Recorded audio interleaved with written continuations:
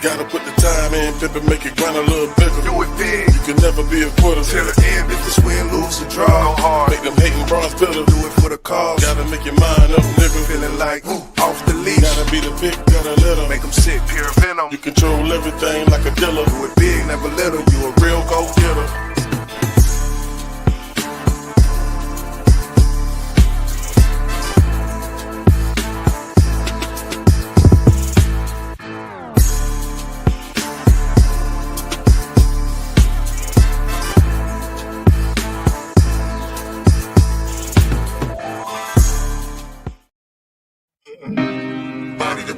Global, baby. What you rapping about in that song, boss man? Stand alone, nigga. Global.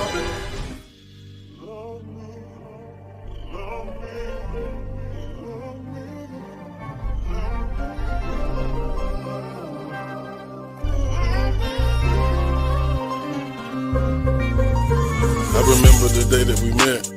All that I wanted was sex. You came along with that tight little dress. You wiped the sweat off of my chest. I felt I was blessed. Oh yeah. A moment I'll never forget. That's when I winked and I blew you a kiss. You said you'd rather feel that on your lips, so that's what I did.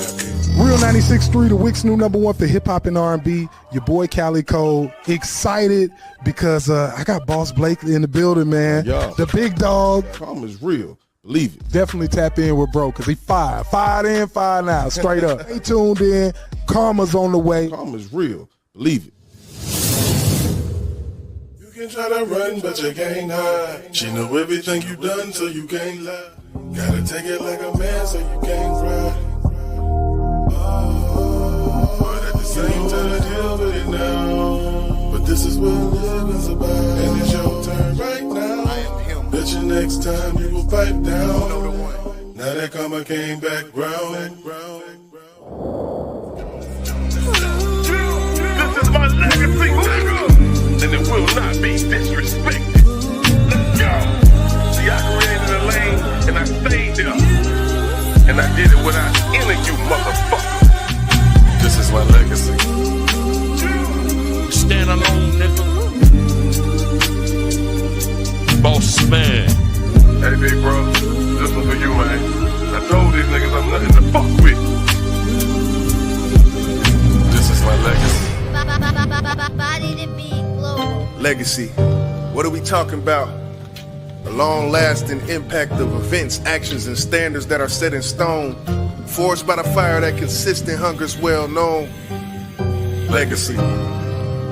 That's nothing but passion invested on a crash course with a lasting impression to amass this sort of reflection. What do you do it for? Legacy. Legacy. Right out. Please listen carefully. I don't need none of you calling me king. Right out. It don't matter what niggas think about, I gives a fuck. As long as they keep it in their head, tell them that. If you know me, don't bring a nigga around me, tell them why. Cause these niggas will make you go fast. So go ahead. Pimp, look where I'm born at. Never been scoring. Niggas know I'm ignoring that. Keep it going, black. That's the color I'm adoring, Jack. They hook a nigga, but some reason they just throw us back. Tell me why they be ignoring black. I think they see me moving forward, we ain't going back. What's up with that? They never wanna cut a nigga slack. If the pain wasn't enough, they would double back. Cover that. I can go much further back. We never been dumb, we know how to discover facts. But they ain't loving that. Now it's hard to keep a brother back. And now we fighting with our mind, that's another strap. No cap. Keep it pushing, I ain't tryna look back. Tell them that. Tell them. They see we moving forward, we ain't going back. That's real rap. So go ahead. We done already shed blood, sweat, and tears, so we ain't scared. Tell them why. Cause the problem is already identified. Now let me vibe, they like. No cap. Keep it pushing, I ain't tryna look back. Tell them that. And after that, tell them we ain't taking no slack. They see we moving forward, we ain't going back. That's real rap. And I can't forget about the ones that blazed the trail for me, took hell for me, stood tall and fell for me.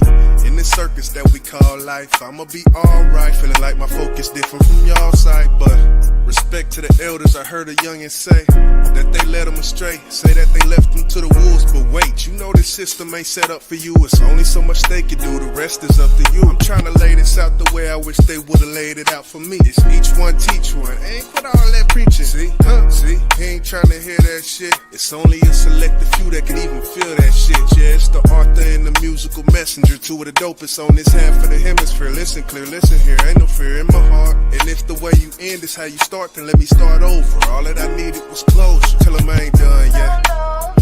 No cap. Keep it pushing, I ain't trying to look back. Tell them that. Tell them.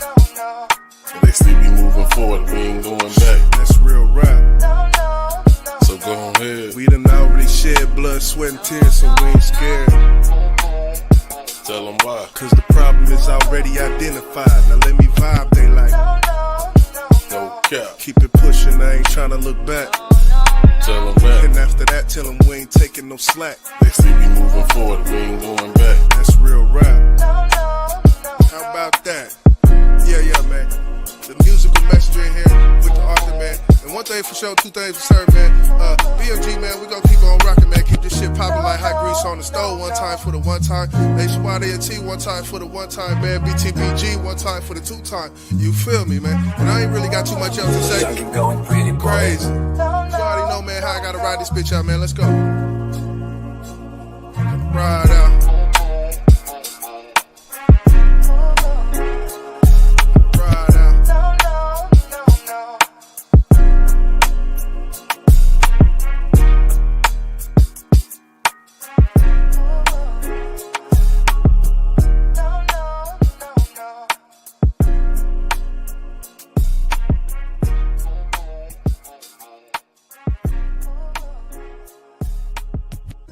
Yup.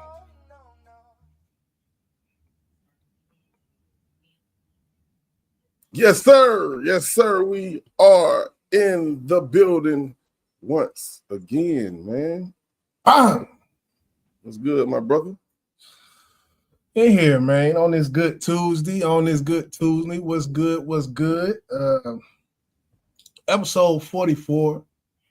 Yes, sir. Back again. Yes, Feel sir. good. Feels great to be back in the number. We got a good show for y'all tonight, man. Thank y'all for tuning in. BBP, man, Big Business Podcast, man. If it ain't big business, we ain't talking about it, man. You see? You know? You see? Yeah. Oh, you done switched up to the. Yeah, there you go. Hey, I got my my professional look tonight. Yeah, okay. Sometimes I switch it up. I switch it up sometimes. Yeah. Shit, man. Another day, another dollar, as we know, dealing with these folks at these certain locations and jobs. Today was one of them days for me. Everything happened, and that's just how it be. I'm not even gonna go into details. I'm gonna just say everything happened. If you think it can happen, everything happened. Man, listen. I done been there. I done been there just a few days ago. But before we even take it to that point, man, let's go ahead and get this intro in. And it's time to go to work, man. Welcome to BBP, man. We're in the building. Let go.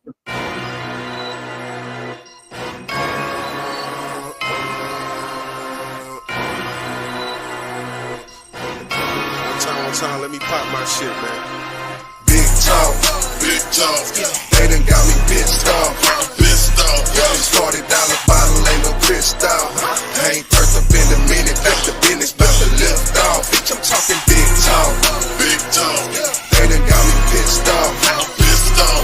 Started down the bottle, ain't no crystal. I ain't first up in a minute, back to business, about to lift off. Bitch, I'm talking big talk.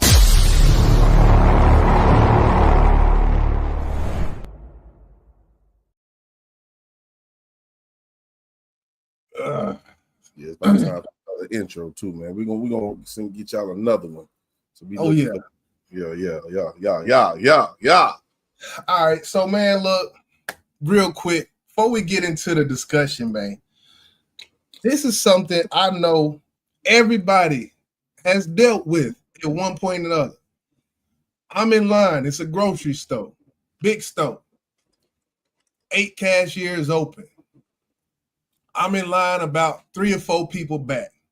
Right? You in line 3 or 4 people back. First person in front of you, the cashier initiates, hello. Do that thing, the person goes. Second person, cashier initiates, hello, how are you? Get that shit go. It happens again. Cashier initiates. It's a good cashier. They speak. They tell you, hey, that's how you doing, type shit. Good cashier, right? You would think. Then you walk up to the cashier. Nothing is said. Man, how you said? Man, look. The first thing cashier is not black. I hate to cut you out. Cashier, just the race of the cashier was of Latin descent. I just throw that in there. So everybody, all the facts are known. And that was the first thing I was about to say. You know what I'm saying? Okay. Depending on the race is how I would take that. You know what I'm saying? Latins, they're small percent of the United States as well. They're the minority, just like we are. Yeah. I would hope and pray, she don't got no ill will towards black people, because these are things that's gonna be going through my head, right? While she's ringing up my goddamn shit.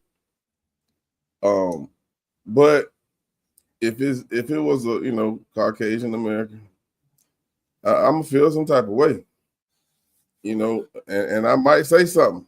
Well, how you doing? Huh? Right. Hit him with the hello. Yeah. I can't get no goddamn hello. Right. Shit. You know what I'm saying? I'm human too. Right. Regardless how you look at me, bitch. You know what I'm saying? So, yeah. I mean, if you doing it that much, and you got a line of people and they see you doing it, bitch, you better stay consistent. Yeah. What was your response? I didn't do nothing. I just didn't say nothing the whole time. I didn't say nothing the whole time. She bagged the stuff up on a little spindle thing, spin around, and I got my stuff. I think I might even said thank you just because it's a habit. I don't know, but I think I don't know. Maybe one thing I was thinking was maybe if she see that I was there when she initiated the hello, maybe she expect me to say hello after seeing her do it so many times. You think that? No. Nah, okay. You said it about 3 different times. She did it about 3 different people. Yeah. Oh, bitch, be consistent. Right. The best people in the world, some of the best people in the world are consistent with what they do. You know what I'm saying? This is your job. You know what I'm saying? You want your customers to feel welcome. You know what I'm saying? They're going to come back. She's always nice. Now you just got tired of, for whatever reason, decide not to speak. Excuse me, to me. To me. It's like, fuck you now. I might just say, hey, you the manager? Yeah. Teach us some goddamn manners. Oh, shit. I do that type of shit, bro. Because I've been working in customer service for years. At least 16, 17 years, bro. So how you treat people will depend on if they come back, man, for real. That's true. And like you said, before we switch gears, like you said, we got a lot to talk about. In case y'all didn't know, we got a lot to cover in this live. But before we get out there, you said something backstage where it's like, say you at the Dollar General or, these places like Dollar General, Family Dollar, these dollar stores, you walk in, the first thing you say, hello, how are you? You don't even see half the time where they at. You be like, damn, who said that? And some people, we was talking backstage, like, yeah, you said like, yeah, you always say it. I make it a point. If I hear them and I don't even see them, I will say, hello, I will speak. Because it's just a common courtesy thing. And that's another thing. I see people doing that, like they walk in the store and they get greeted and they just, boom, beeline for whatever they need, and then they come to the register and expect someone to be nice to them. So,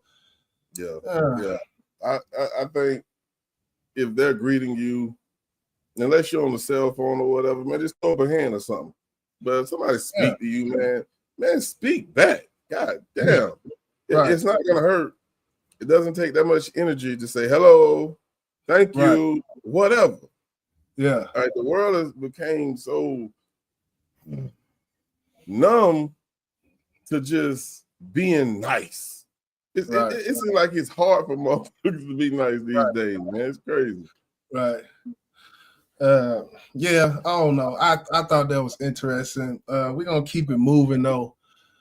Of course, y'all see in the description box, that's what we're gonna be talking about. We got a lot to cover. I think I want to start with the K Dot. You want to start with the K Dot and Wayne situation? Yeah, we can do that, man. We can do that. You know, since that's really one of the biggest elephants in the room since K Dot dropped. Yeah, let's jump on it, man. Let's jump on it. So in case you've been under a rock, K Dot called out Wayne in his latest album, one of the songs in his latest album. I think it was the opening song.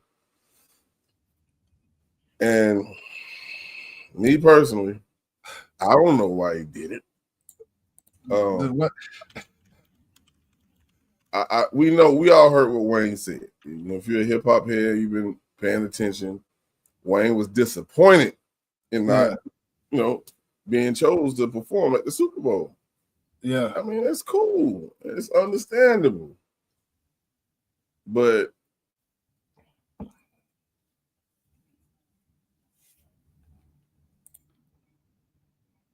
oh, he froze up. You hear me? Yo. Yeah, so basically, it's understandable the initial reaction from Wayne, and he had his Louisiana fest and all of that good shit. He came and, said some more things when it comes to how he feels about that. Kendrick on this new album said, you know what? Me being K Dot, I'm going to say something on my intro to my album to address this shit. And he addressed it, basically said what he said on the album and whatnot. And Lil Wayne came.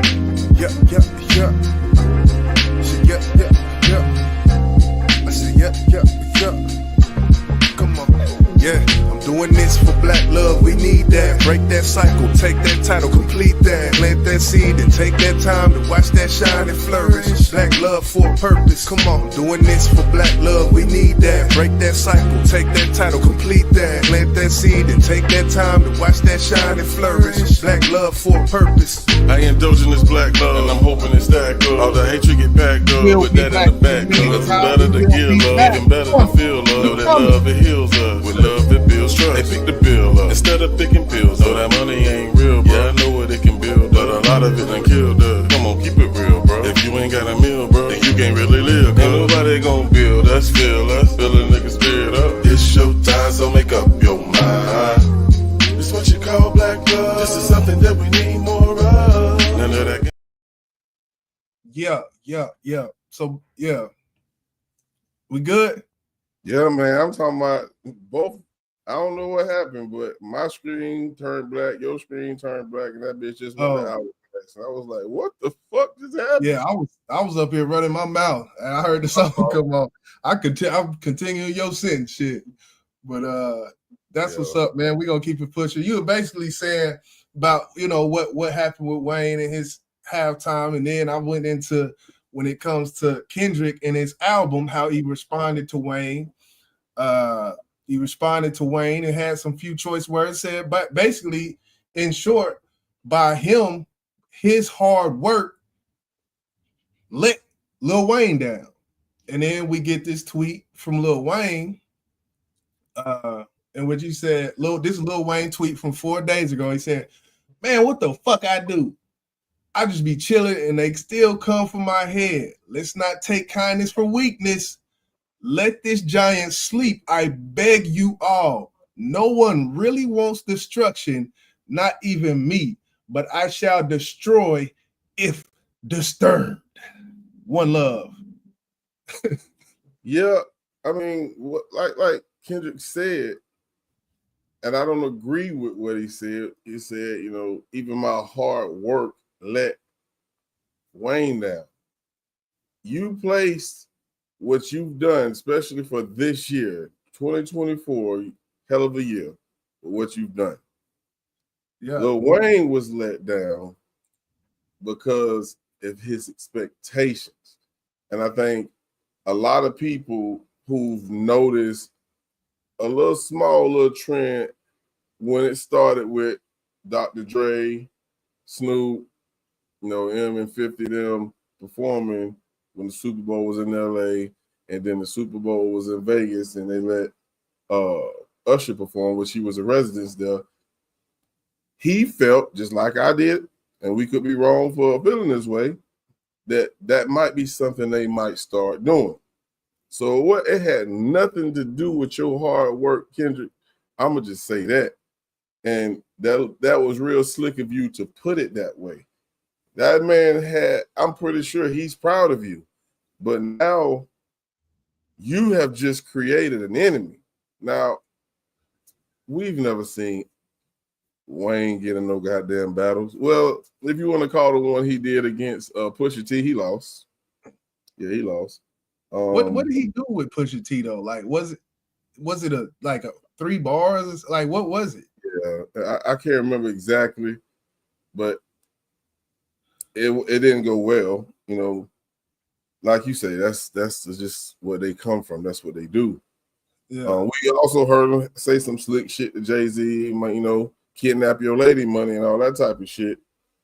But we never seen him in no full-blown rap beef. Never. And So, you claim to be the best rapper alive since when? The best rapper since the best rapper retired. Greatest alive. This is the claim you hold. The self-proclaimed greatest alive, in which a lot of people will say he is the greatest alive. But to be the greatest, you got to beat the greatest. Is that true? Is that true in hip-hop? Like, you're damn right. You got damn right. Okay. I was just asking a question. The Nature Boy said that. Woo! To be the greatest, you gotta beat the greatest. That's before my time, and I still know that. For real, boy. Hey. And you know, if we're gonna hold Cole at that same responsibility, we gonna hold Wayne there too, bro. Because you know, I fuck with Cole, and I fuck with Wayne, and I fuck with Kendrick. I don't fuck with fucking Drake though. Fuck Drake. But Cole, he did respond, but he, you know, and I like this response, you know, even though he felt like it wasn't real, because that man, you talk about the albums he did and all that, but besides the point. Me, I don't think Wayne gonna respond, man. I don't think he's gonna respond. I think he just witnessed what happened to his artists. He just seen what happened to goddamn Drake. So, okay. My thing, and this is a question for you. Why would he say something like, no one really wants destruction, not even me, but I shall destroy if disturbed? Why would you say that if you have no plans on, you know, counterpunching with that shit? Why we been waiting on Carter 6 for fucking forever, bro? Good question. For real, like, being that he felt there was an opportunity to perform at the Super Bowl, why haven't you dropped an album yet, bro? This is your opportunity. Even in the midst of what K-Dot was doing in 2024, all this time you've been spending on Carter 6, nigga, that shit ain't done yet. He in Hawaii, Honolulu, recording this album. He went to Hawaii on that ass. Man, come on, Wayne. You cannot let our generation down. I'm gonna say, K-Dot ain't no bitch, and we done witnessed it. Yeah. But if you gonna dip your toes in that goddamn water, hey, I hope you ain't goddamn one of them anemic motherfuckers, because he's gonna freeze your ass to fucking death. I will say, Kendrick is he's a chess player. I feel like his moves were strategic. And he's good about just mentioning people and throwing jabs and engaging responses type of thing, as we seen with Bang, just mentioning some names and saying big three. No, it's big meat, and keep it pushing and wait for the chips to fall where they may. And they fail. London bridges fail. Yeah. So I think it was a strategic move. I feel like when it comes to Wayne, you got to do something, brother. You got to. Since it could just be one bar, and that's it. Leave it at that. Because Wayne would look dumb to just come out here and just do a whole 16 or 32 on Kendrick. He would look crazy. What? Because he's like, hold on, you let that little shit get you out of body like that? Nah, you send I think it's corny. Like, let me just put, you got, like, the longer you wait to really go in, the anticipation and the different blogs and things, like, just, if you really trying to play with the media, just send one little shout out in a song that may be a feature song, like Kendrick did. Do a feature with someone else, and just like with Corday, for example. He works with Corday a lot. And matter of fact, I gotta go examine them songs now that I think about it. But when it come down to it, come on a song with Corday and throw a little shot, and make it be real subliminal. Like, don't even say his name in full. So Just use the K. Just use the K. I take a K and use a K to dot your ass like my, like something like that. Something like that. That would be a perfect example of what I'm talking about. Like, that's it. And then go back to whatever the song he's talking about. Because that, it's hip hop, man. It's, Listen, okay. I will dot your eye, nigga. Listen, man, I get what you're saying, and you're right. But like Wayne said, and like we all know, Wayne don't bother nobody. Nope. I don't think he did nothing to deserve this. And I might sound like I'm just a fan of Wayne, but the God honest truth, if Kendrick is mad because Wayne is disappointed in the decision from Jay-Z and you take it out on him, this is a strategic move. And I remember telling you backstage, this nigga is coming for all the greats. He's like, you know what? I don't care. I done destroyed Drake punk ass. I made Cole say, I'm sorry. I'm going for one of the people that the generation before me consider a great. Right. I'm going to take down the whole fucking Cash Young Money team. How about that? If he do that, bro, sorry, Wayne. I don't hear nothing about no greatest rapper alive no more. I don't. You gonna snatch that man title like that? I'm taking it from me. I'm taking it from me. Taking it, completely taking it. Look, I'm a fan of fucking Cole. I fuck with Cole the long way. But if he do what he did to Drake, if he do that to Lil Wayne, I'm giving him he is the best rapper of his generation. Hell, damn near considered one of the best rappers of all time. I ain't gonna give him the best, but one of. If he make Wayne sit his ass down, I'm putting that title on Doc. You heard it here first. God damn it. Okay. Talk heavy. Talk heavy. But yeah, I don't know. You got anything else on this? I want to keep it pushing one time. For those in the bushes, man, hit that like button. Yeah, I don't care. I ain't saying shit tonight. What's wrong? I respect them. I respect them. Salute. Keep eating your corn chips. Keep eating your Captain Crunch, whatever you eat, whatever you're doing. I respect it. We're gonna keep it pushing. But you got anything else? Yeah. Wayne. Get your ass up, nigga. Get up. It's go time, nigga. Go time, man. Yeah. I ain't really got too much else. I think he will. It will see a jab. That's what I said. I don't think he just ain't gonna respond. But I think we got a jab coming. So we shall see. We'll see. And I hope we do. Soon, nigga. Right. Expeditiously.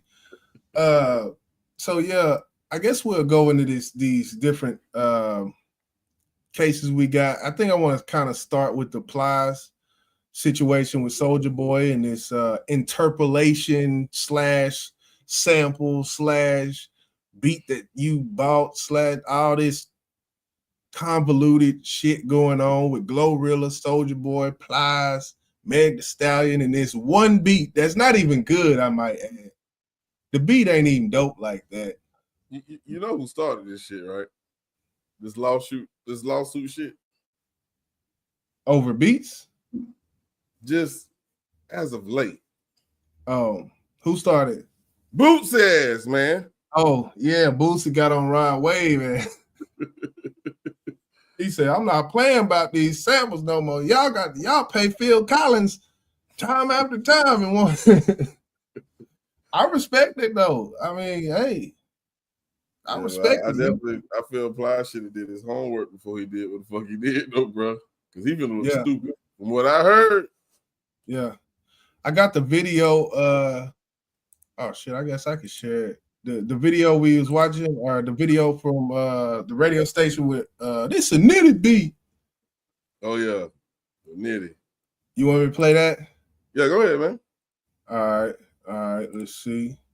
Let me share this. You got access. Go ahead, man.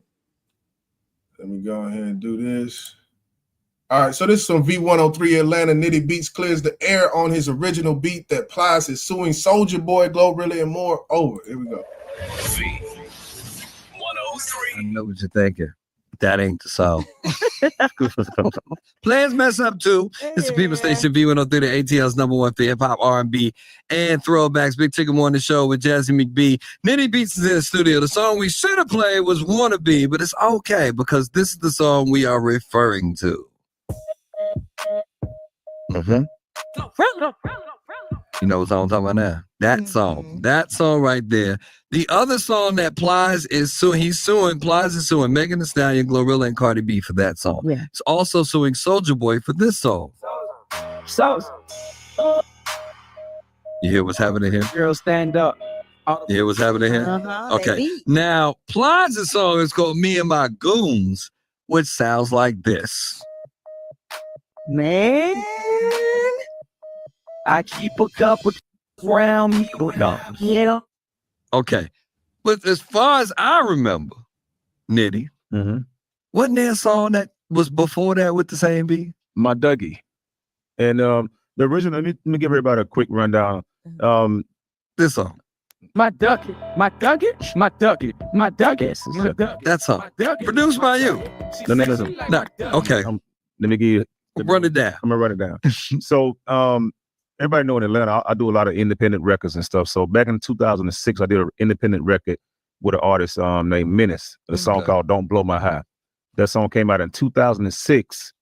It was independent record. 2008 comes, we get a call from Lil Will, and they made a song called My Dougie. Okay. So when the My Dougie record came out, we had to clear the My Dougie record because they got the interpolation from my original independent beat that I did. Okay, got it. Okay. So in exchange for that, they ended up giving us 50% of the publishing of My Dougie. Oh, wow. For life. Okay. So that was part of that deal. 2008, at the end of 2008, Plies comes out with Me and My Goons. I knew Plies, so I thought we had a cool relationship. So I didn't really trip on it like that. You know, go ahead and get your money. Right. So you didn't ask for any royalties or any clearance or anything? Yeah, I did. I do that with a lot of artists. Note that part right there. I'm gonna just say that. You know what I mean? But you allowed him to use the beat. No, I didn't allow him to use it. I just didn't go at him. Because when you do, when you write songs, you can go at somebody and file intellectual property, copyright lawsuits. But he put the record out. 2010 comes, Soulja Boy, Pretty Boy Swag comes with the same melody. So people need to understand a sample and an interpolation is two different things. A sample is when you sample the master recording. Interpolation is if I go in the studio and remake a beat that sounds like Billie Jean by Michael Jackson. Like if you just make it the sound the same Make way. it sound like that. So at that point, when you do an interpolation, as a producer, you should know that you have to go and get a clearance from the original composer. So that's what happened with this record. Skip Through the Chase. Pretty Boy Swag comes out. They give us a percentage of the publishing because they did the same thing with one of my original beats. Okay. So 2024 comes. CMG and Gotti and Glorilla's Camp reach out. We clear the record and own a percentage of that record also, the new record. That's 2 records that he got already a piece of. Wow. The kid owns it, right? You got anything so far? Now keep going. I'm learning. Keep going. All right. All the records. Nitty Making eats. money. I mean, I love it. It's smart. It's a smart move, though. Yeah, that's the business. But me, Gorilla, and Gotti team, everybody's good. So when we heard about this new lawsuit, everybody's looking like, where this dude come from? You know what I mean? So me, my attorney called. He said, hey, how can someone, try to go at someone when they don't even have original music on the song they're trying to claim a lawsuit for? So with me, I studied the business before I even got into the business.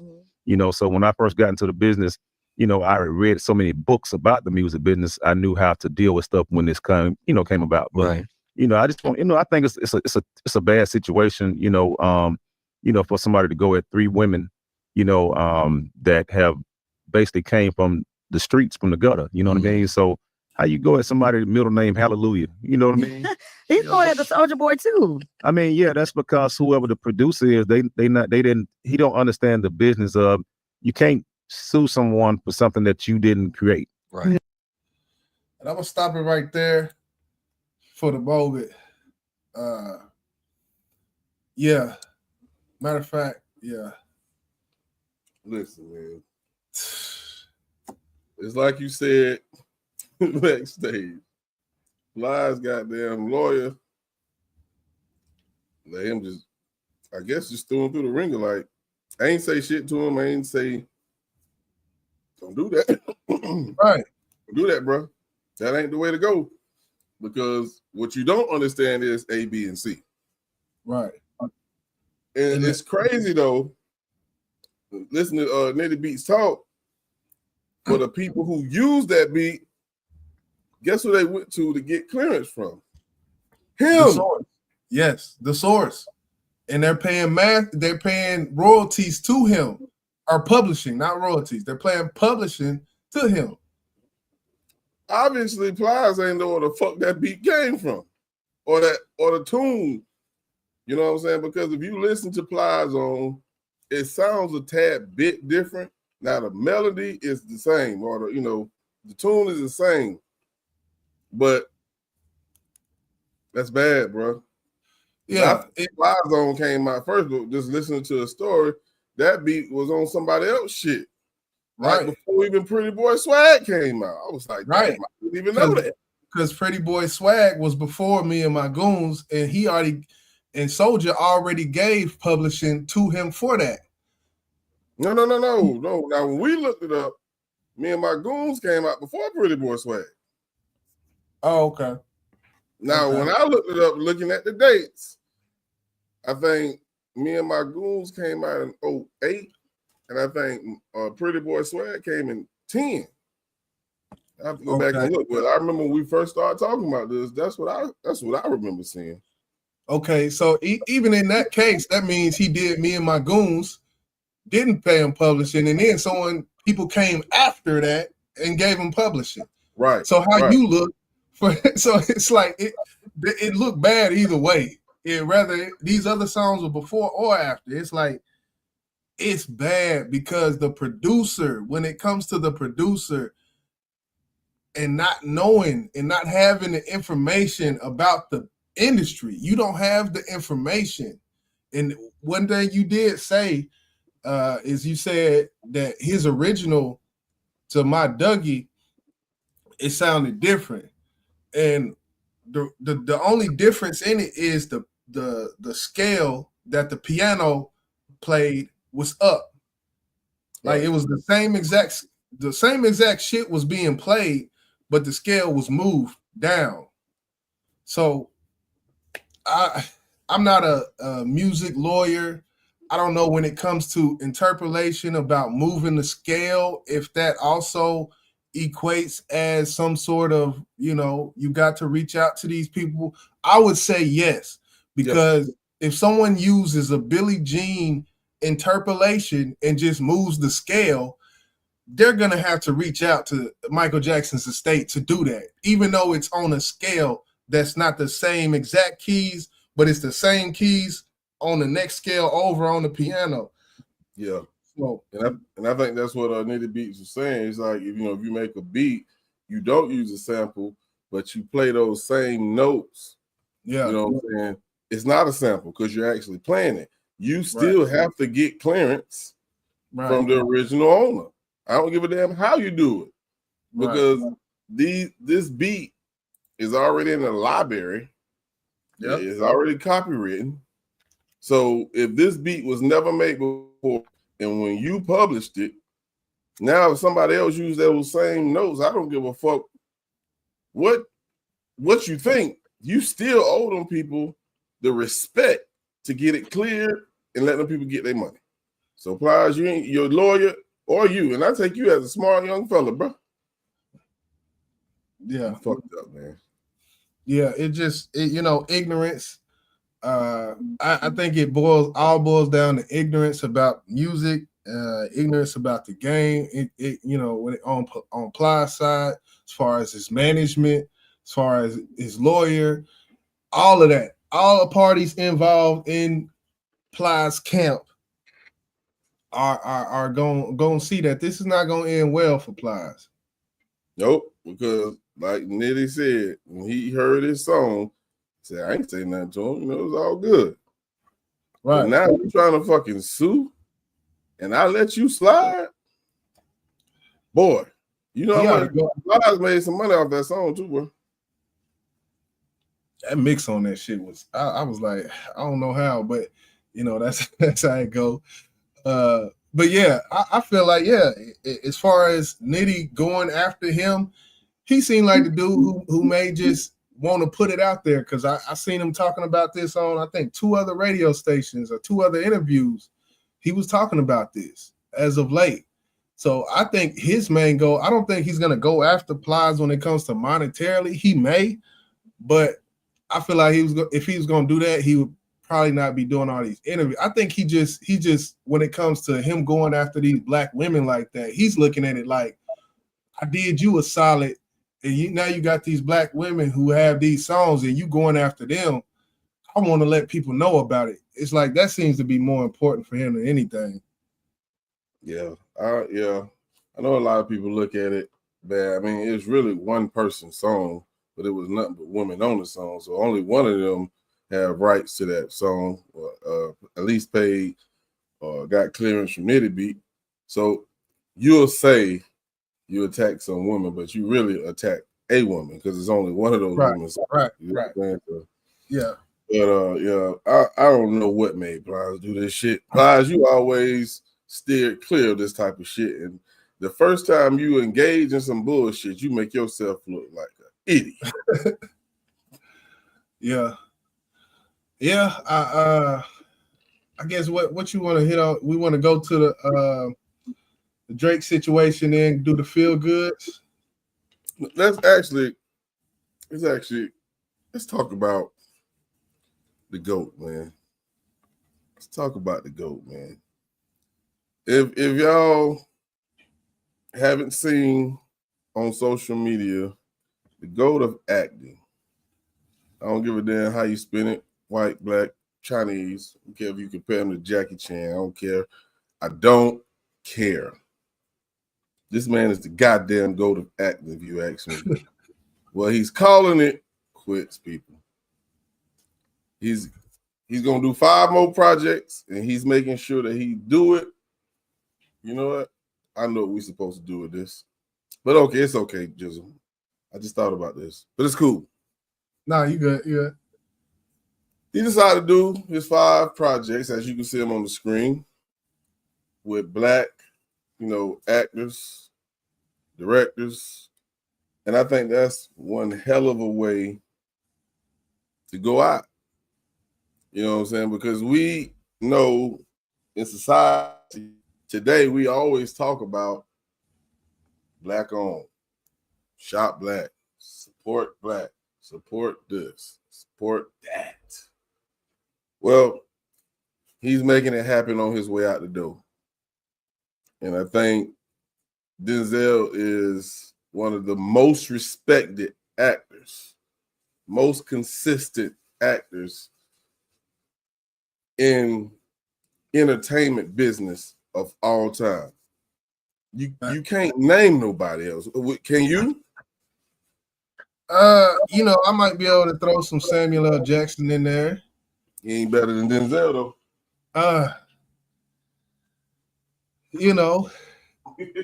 Denzel, yeah, it's hard. It's hard to do.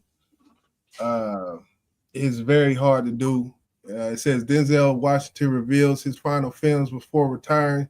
Spike Lee high and low. Antoine Fuqua's Hannibal. Unnamed Stephen McQueen project.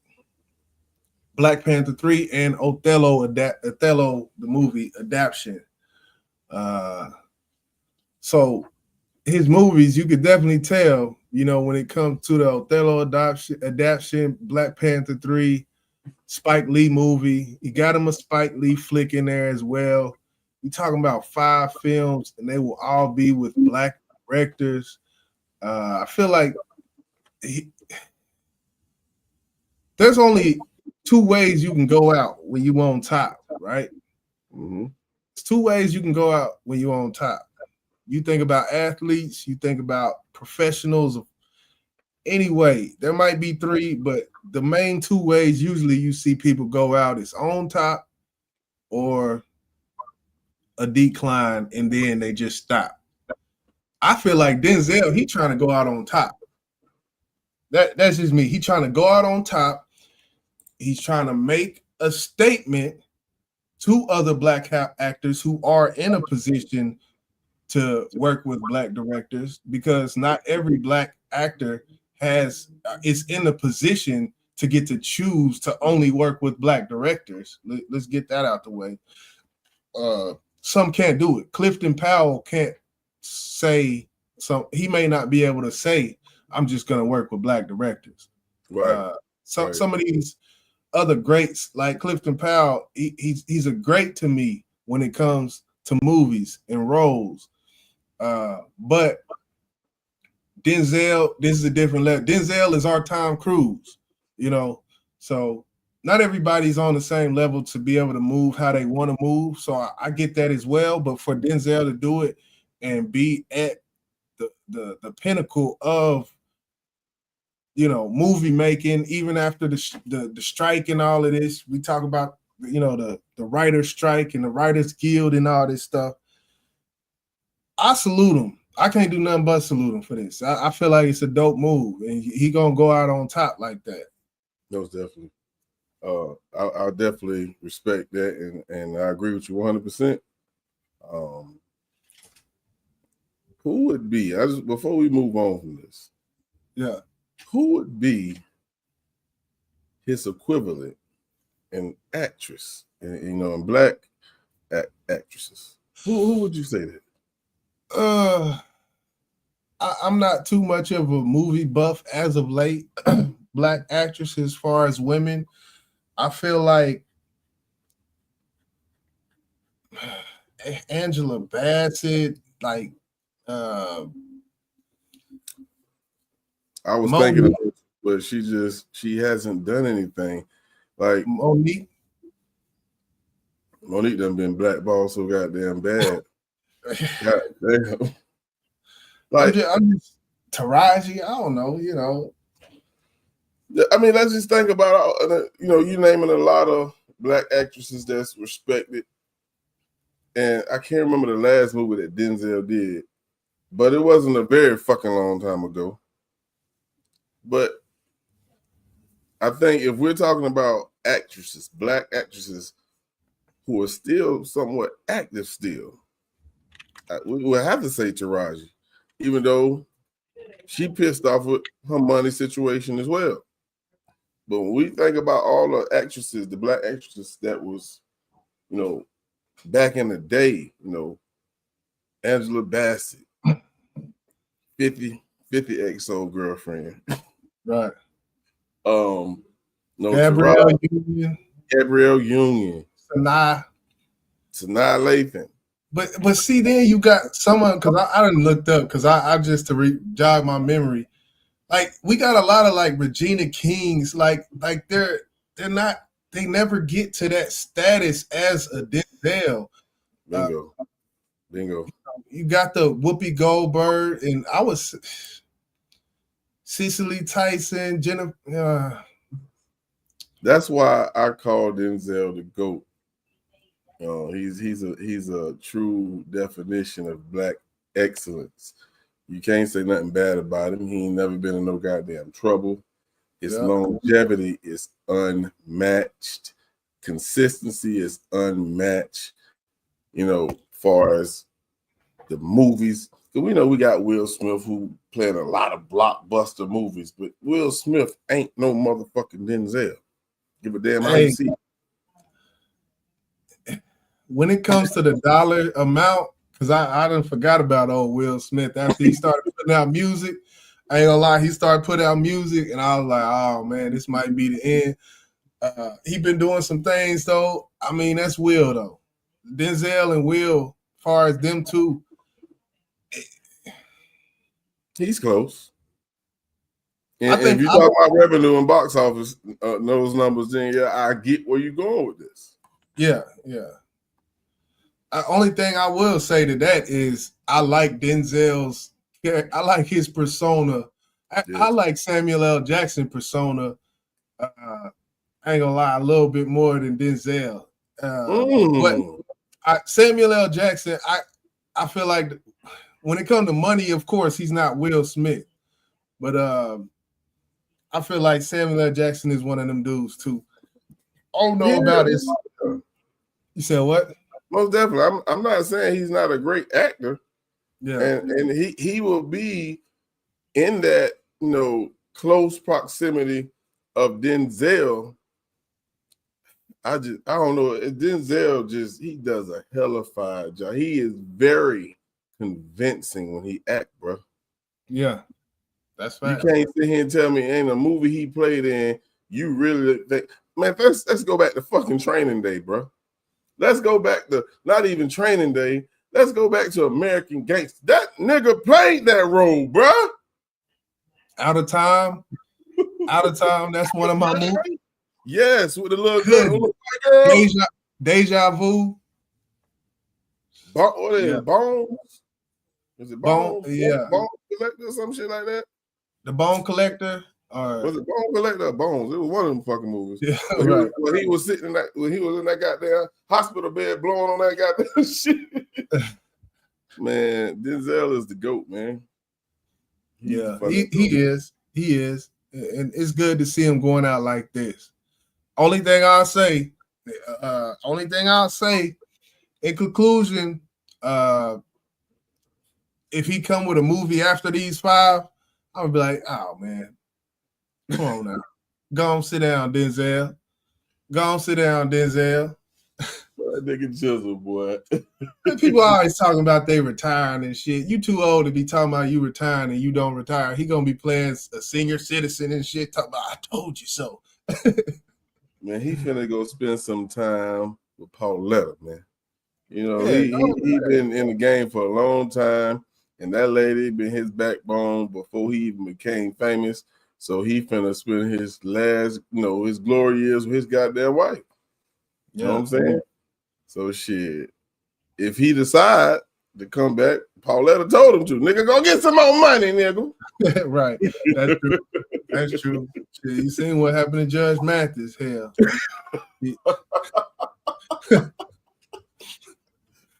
Obviously his wife ain't had a problem with it. So I wonder if did they reconcile, but we're gonna keep it moving. And being that I messed this up, but we're gonna keep it pushing right on through. okay. We're gonna keep it on this same level right now because it's only right to do it this way, y'all. So we're gonna right into tonight's feel good story of the night, man. Because we talking about black excellence, we talking about buying black and all that. Black love. Yeah, black love. Hey, let's get it, man.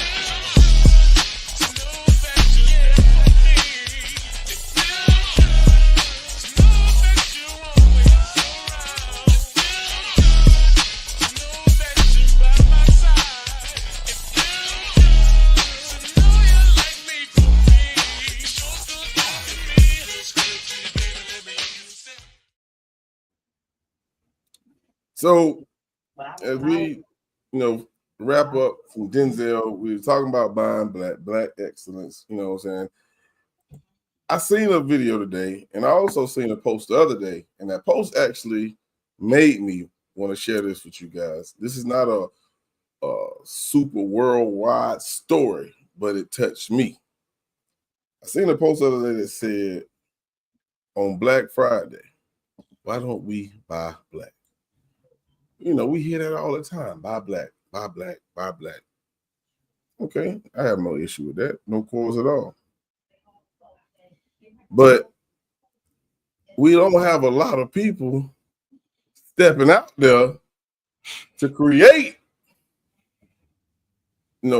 stores, places where we can actually go do that. But one couple, I believe they're out of Fayetteville, stepped out on faith, and they did it. Y'all check this out. An African-American couple just made history in Fayetteville. Look at them. They have built the first black-owned shopping center. Channel 2's Barron Peterson's live along New Hope Road. And Barron, they found out they were the first at the groundbreaking. Yeah, they heard it from the mayor, and now they hope to inspire others to go big as well. So here's the new shopping center just opened. Felicia and Winchell Ellibert say if they can do it, you can do it. Felicia Ellibert and her husband Winchell thought it might be a big deal, but not this big. It really didn't hit me until the day of ribbon cutting. Last week, for the new Kingdom Corners Shopping Center in Fayetteville, the city's very first black-owned shopping center. 7 new businesses, 4 of them open, all of them leased along New Hope Road.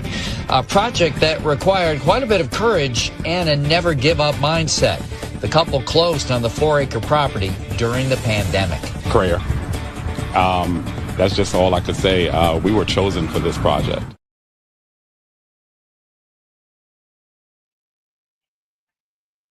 Yes. So they stepped out in faith. They believed in the goal that they set. They followed through. And they did it. I want to give a double salute to that couple for doing something that a lot of people who talk are afraid, or the best term to use is afraid, because they may have the financial resources to get it done, but they don't actually believe in themselves. So salute to them, man, because that's huge. I know it's just in a small city because there could be other black owners of malls all over the world, but they did that shit in their city, and you never know what that can bring about, man. What's your thoughts on that, bro? Yeah, I mean, I think it's dope. I want to see the full story now, because I do think, when it comes to the Black Wall Street situation in Tulsa, I feel like that's kind of like the blueprint type of thing. It seems to be when it comes to support black, when it comes to black ownership of things, and of course, you still pay taxes. We don't really own shit. I hate to just get down in the mud. I don't want to do that. But what I will say, man, and hey, you set this strip up. Get some black businesses in there. Who knows what could happen in the future? I wish nothing but the best for them. 100 years from now, this may be a landmark in North Carolina. This this land that they, who knows, they children. When it comes to endless possibilities, I'm gonna just say I wish them the best, man. I wish them the best. Most definitely, man. Help them people make this a major landmark in your city. When they speak of Fayetteville, they're talking about this shopping center, man. Hey, they did something for y'all, and I'm gonna say that proudly, regardless of what you may say. We don't know who they, they might put Gucci in. Kill it. Be proud of your people, man. Don't make up excuses not to support them people, because they stepped out and they did something that you couldn't do. So salute them, man.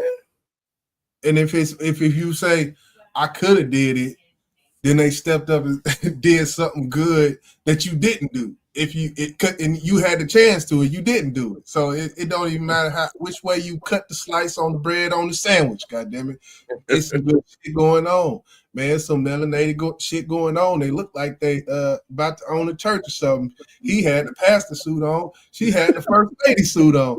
I said, look at them. They still stepped there and fly. She looked like a big ass tangerine walking up with heels on. I said, hey, I respect it wholeheartedly. Black folk, we are our culture, are just who we are. I love black people. I am pro-black. I don't mind saying that. I like to see us win. Yeah, most definitely, man. Most definitely. They might be some church going folks because they spoke of God, faith. Oh yeah. God put this in us to do this, and it was him. So salute to the couple in Fayetteville for becoming the first Black owners of a shopping mall. And again, going back to the story before, salute to Denzel for his career and how he's ending it with nothing but Black directors and actors, man. So we're gonna combine them two. Yeah. This was tonight's feel good story of the night.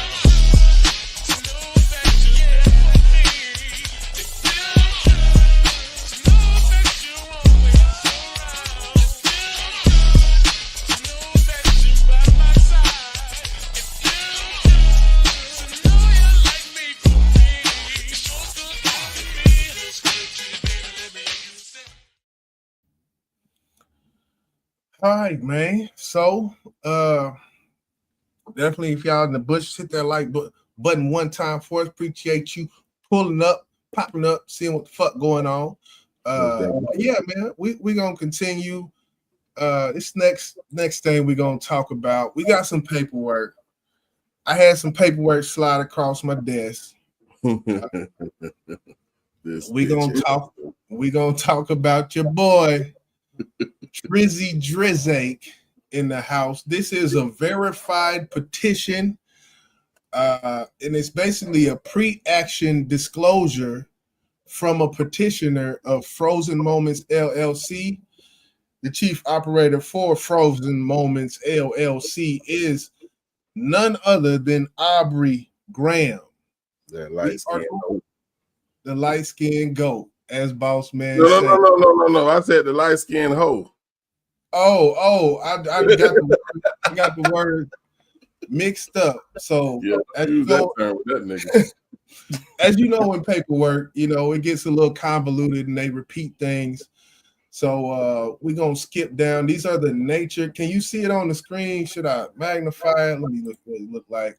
If you want to take us down, I mean that's the only way. Yeah, take us down. Take us down.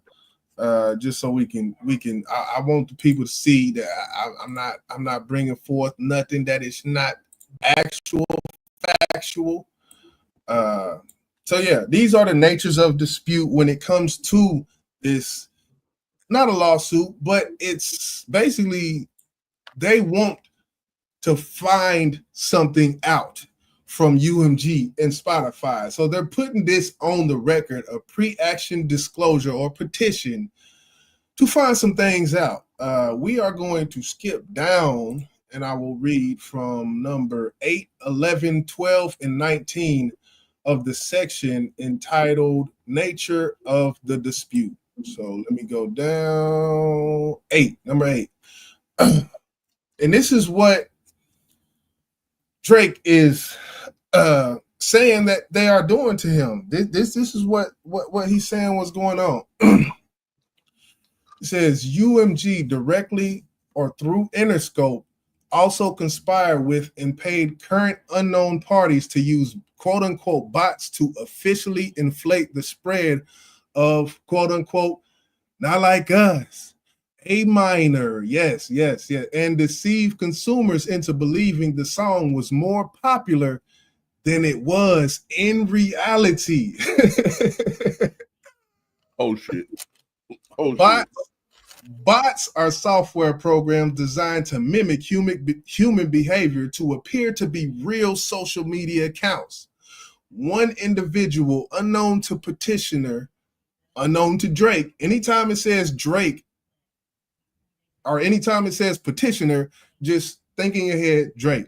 Okay, so one individual unknown to Drake revealed publicly on a popular podcast that Kendrick Lamar Duckworth, his label Interscope, paid him via third parties to use bots to achieve 30 million streams on Spotify in the first days of the release of Not Like Us, with the goal of jumpstarting the song's spread and turning it into a crazy hit on the platform. The whistleblower described Spotify as the easiest platform to quote unquote bot because it does not, like other streaming platforms, have certain security measures when it comes to bot protection. The whistleblower further revealed that on May 6th, he got $2,500, a digital payment from Zelle. He got one of them Zelle things, which is owned by a number of banks, and that was promised $2,500 and a percentage of the song total sales for his initial push. Okay. After dispute number one, do you have any comments to make about that section, boss? Yes, I do. Yes, Okay, let me know. So from what you read, it said he paid for 330, and correct me if I'm wrong, million streams on the first day. In the first few days.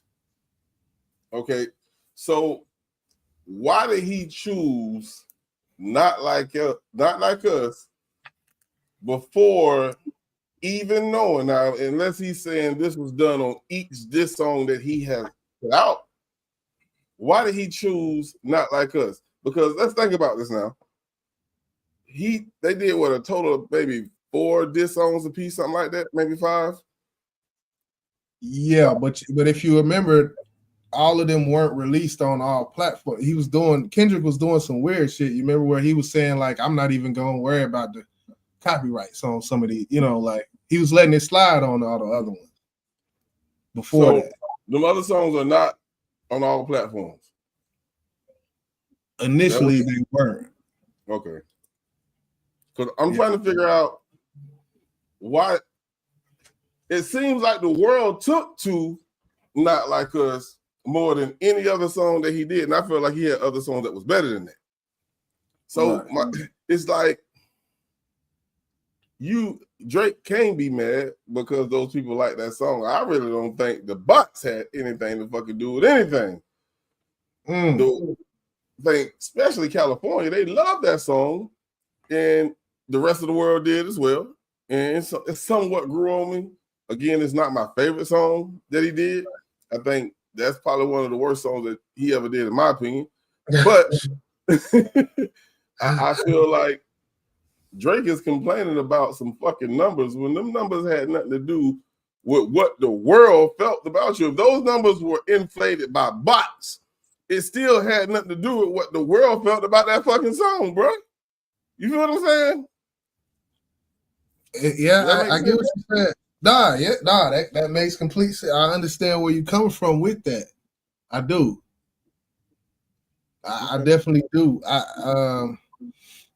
When it comes to that, the thing about it is, from Drake's standpoint, I think by inflating the song that is a diss song about him and him being on UMG himself, he kind of feels like, well, how could y'all buy this song that's talking about me and I'm supposed to be y'all's biggest investment? Like that he feels I feel like, look, Drake has they've bodied his shit as well as Kendrick. I feel like nobody's innocent. I feel like in the past Drake has had bodied shit that has bodied. If he's accusing Kendrick of this, I feel like they've done the same shit for him. So if that is the case, and he knows that, he almost acting like Plies right now. This is real fucking stupid to do this. If you know good and damn well, they have done the same for you. Right. Call him out. That's goofy as fuck, bro. But hold on. And let me give you this one little twist. I'll put this one little thing out. I like that he's doing it. I like to see this. Let's go down this rabbit hole. Because it has to do with streaming. I'm anti whatever the fuck they got going on in this industry now. So I want to see UMG fall. I'm not gonna lie.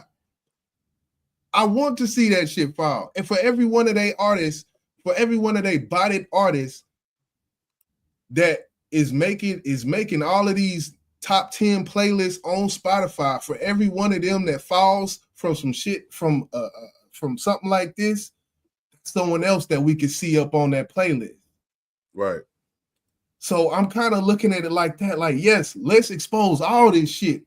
Bring all this shit. Put the papers on the table and see what y'all been doing. Because it's some artists that are out there that ain't getting the shine because of this bot shit.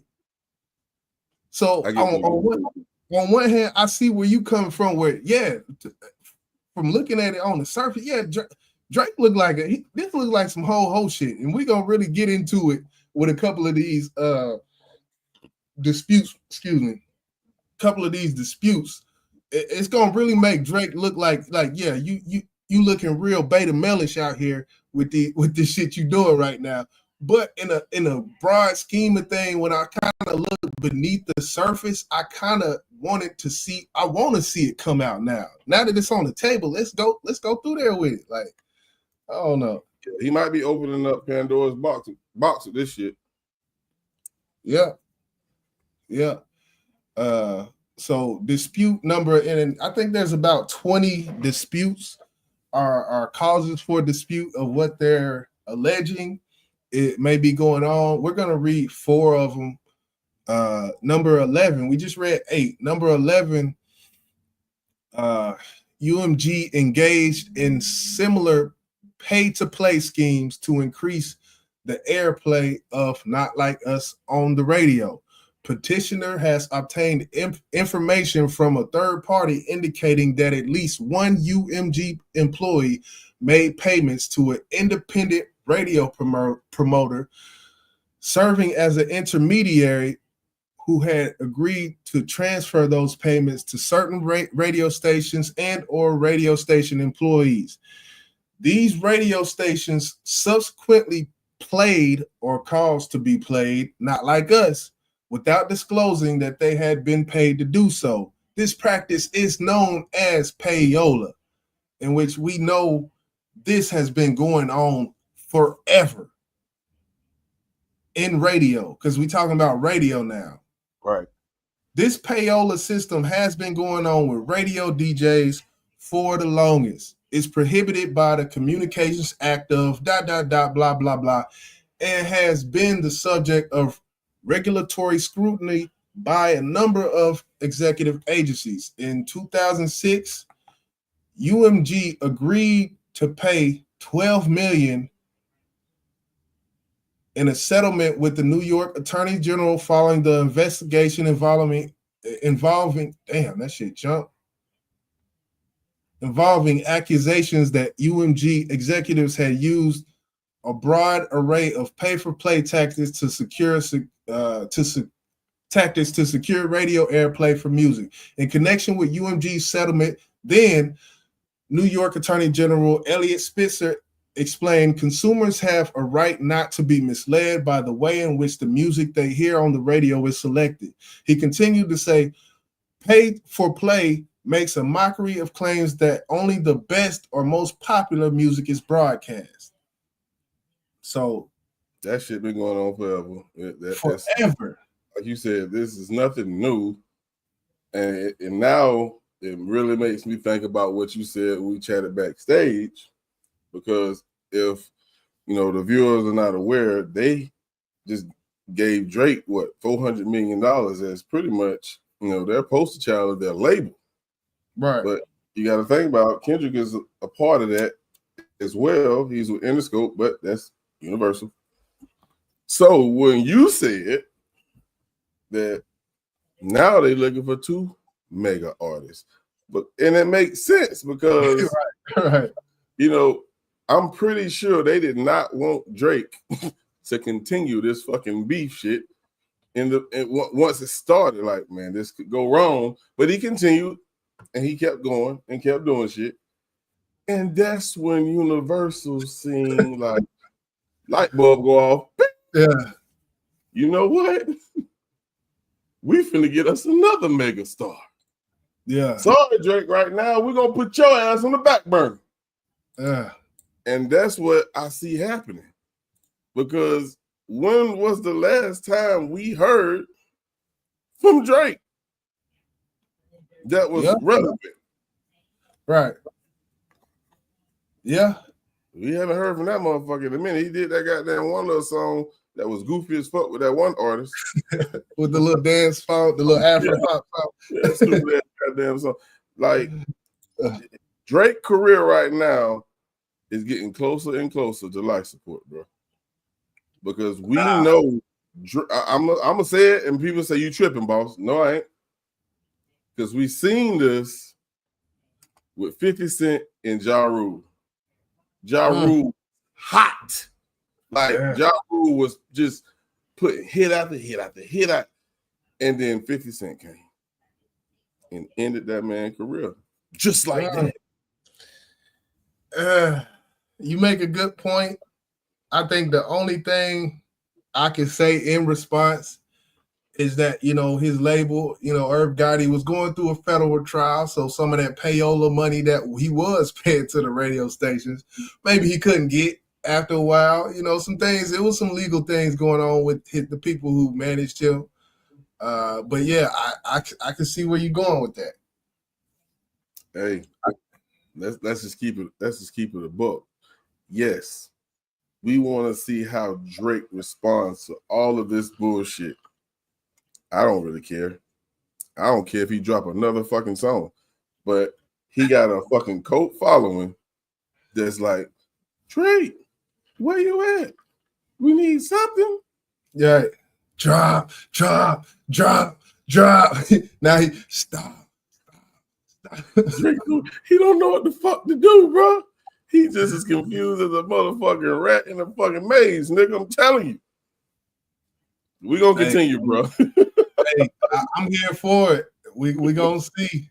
We just read 11, which talked about the payola system within the radios. Now this is gonna go into 2024 payola and what they're considering payola nowadays as being, things aren't on the physical level, they're on the streaming level. So this is basically what petitioner Drake is claiming. It says, while historically payola has been thought of in terms of paying radio stations to play songs, in February 2020, the Federal Trade Commission released guidance stating that by paying an influencer to pretend that their endorsement is untainted by a financial relationship, this is illegal payola.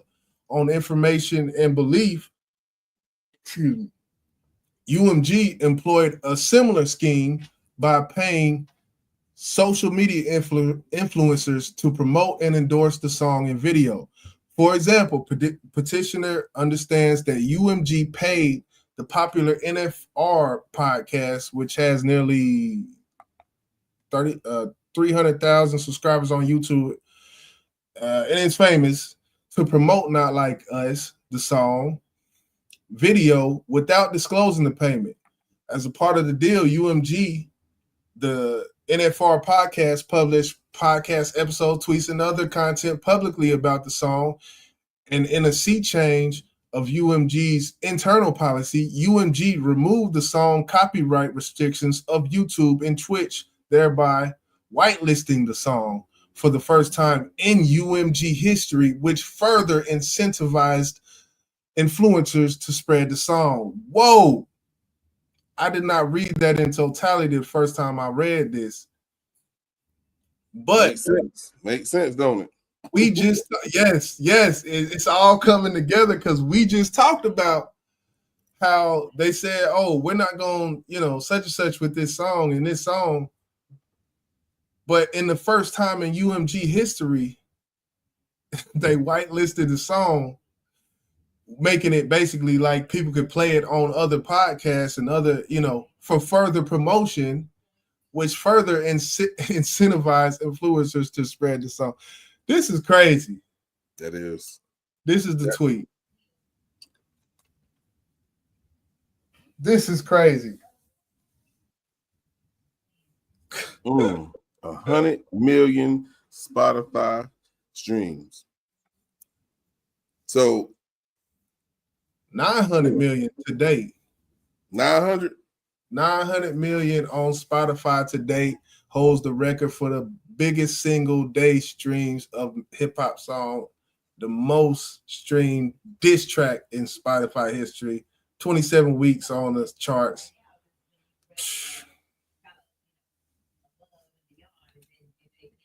Yeah, that's insane. Crazy. That's insane, and that is very strategic. And I don't think they even really cared about losing revenue for allowing people to stream it on their pages. Because guess what?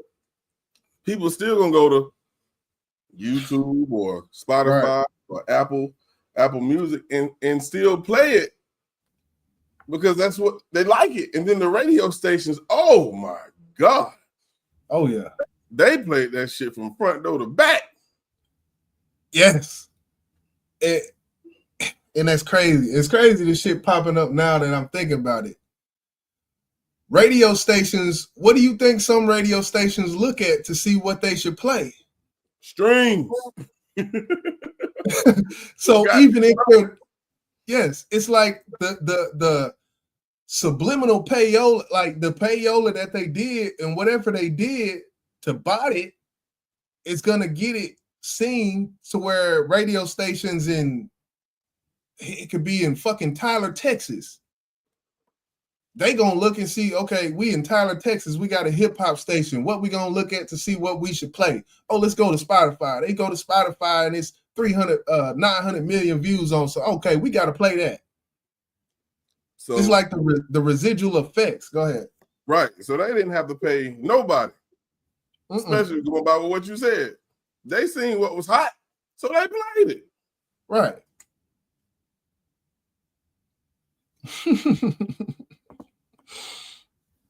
Oh man.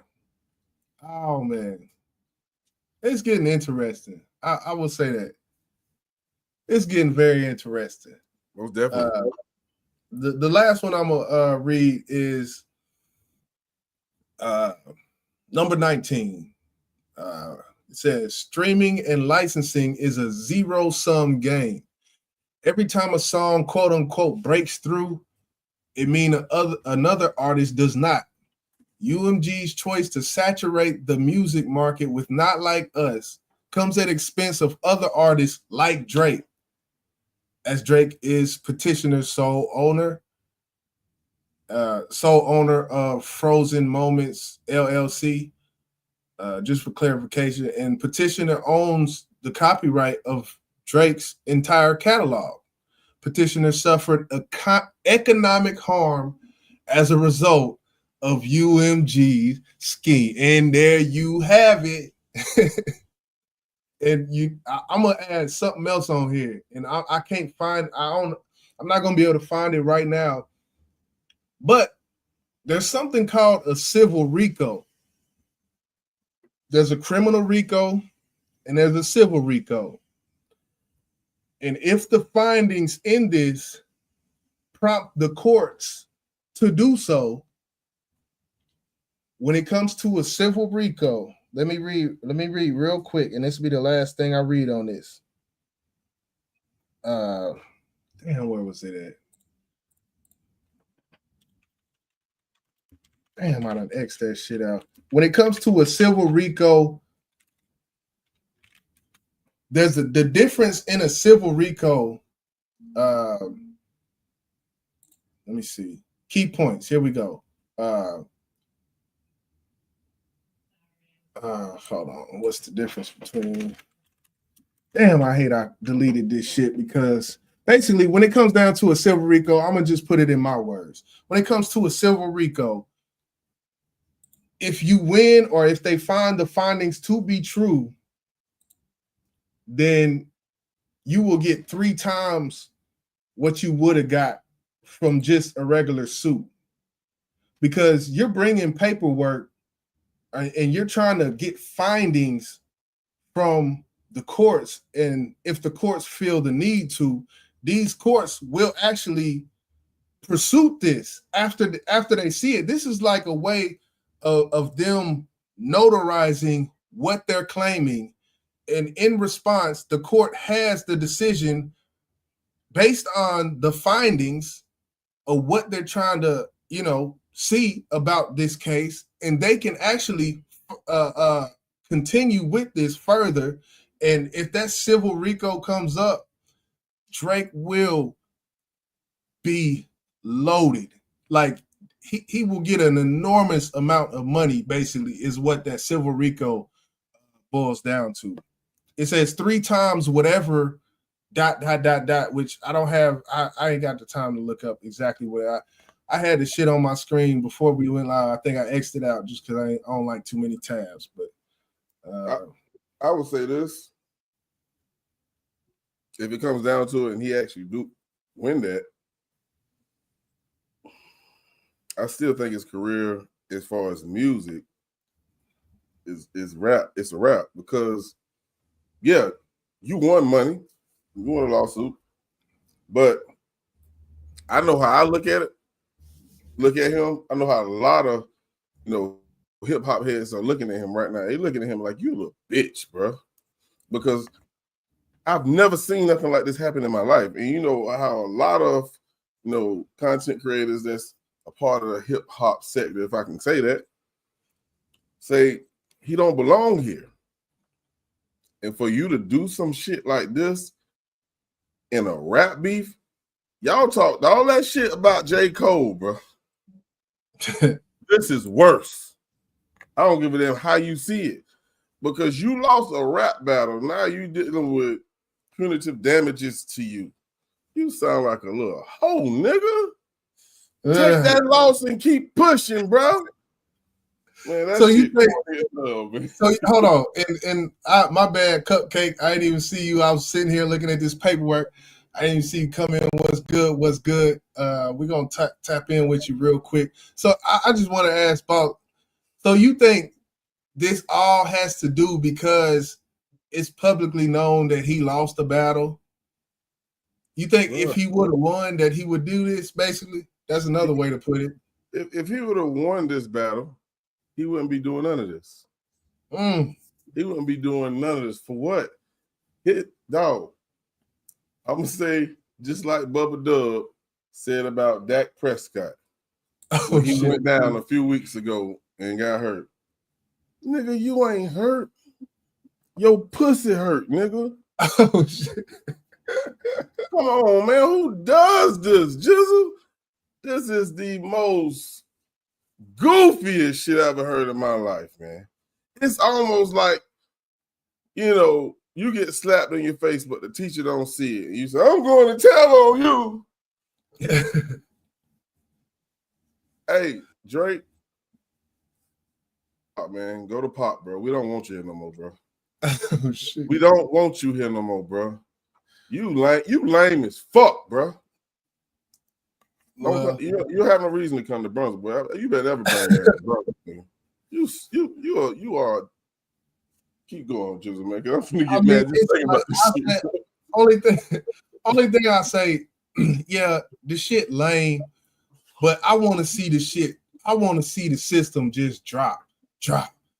Like Jay said, I want to see all these chips fall down for their ass. UMG, Spotify, Interscope, the connection, the inner workings of the music. Like this may bring out things that we have been wondering for a long time.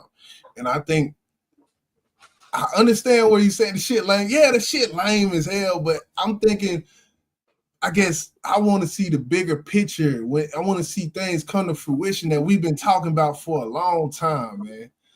I get it. Let me and I get the reason. let me get some of these cupcake comments. You in here typing. Let me see what she talking about. She said Drake is young. He'll just diversify like 50, in which I do think, no matter if he stopped rapping today, he get. Yeah, he's set for life. He's set set for life. She said, when they manipulate the top, the bottom struggles harder. And that's, three times is called treble damage. And okay, so the treble damages, that's a term that I just learned today from the civil RICO. Because I in the past, I didn't know there was anything as a civil RICO. But there is, and the 3 times is the treble damages that she's talking about. If you're about your money, stay about your money, no matter the public scrutiny. He's suing a corporation.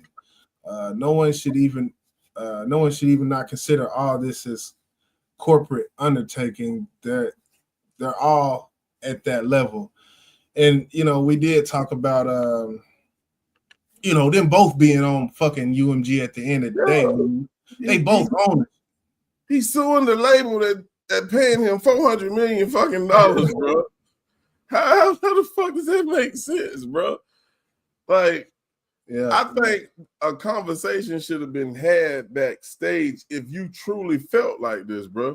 If you felt like UMG is up to all these streams that he got for that song, hey, we need to sit down and talk about this, bro. Like, because I know what y'all did for me. Y'all put some goddamn bots out there for me. Listen, y'all want me to be the poster child of Universal. Why are y'all doing this to me, man? Right. And if they had anything to do with it, they probably lied to him anyway. But at least you tried before you went and tried to fucking sue your fucking label. Yeah. And I'm, to end this off, I'm gonna read a tweet from none other than Kanye West back in 2020. I just found this before we went live. Back in 2020, Kanye West tweeted this on Twitter or X. He said, "We need me, J. Cole, Drake, Kendrick, all in a room together. It's time to get free. We will not argue amongst each other while somebody we don't know in Europe is getting paid and putting the money in a hedge fund." Hey, that boy Kanye a fool. They're about themselves. What I got, hey, we that's what they call puppets. Right. Y'all niggas just keep going. Y'all keep on with this rap beef. We're going to gain from this one way or the fucking other. One way or the other. It's sad, but Ye knew what he was doing when he made his move to be where he is now. Of course, he don't have the bots working for him no more, so his numbers don't look the same. That shit ain't last long at all. So, but I thought that was very. Go ahead. But that's just like going back to owning property. You really don't own it. And going back to the feel good story, buying, this company, this couple bought that mall. How long it lasts depends on who is the puppet. Because at the end of the day, it's hard to make these type of moves. I'm glad they doing what they're doing, and I pray for the best. But if you start taking money from where they were getting money, They'll find a way to get your ass up out of there. I promise. Yeah.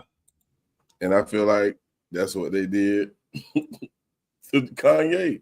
No, nigga, I don't give a fuck. No, you coming right back to us. Nah, we need your streams, my nigga. Come on back on over there. If you ain't gonna got that, put your music out nowhere for us to get our hands in it, you ain't putting that shit out nowhere. Right. Yeah. Man.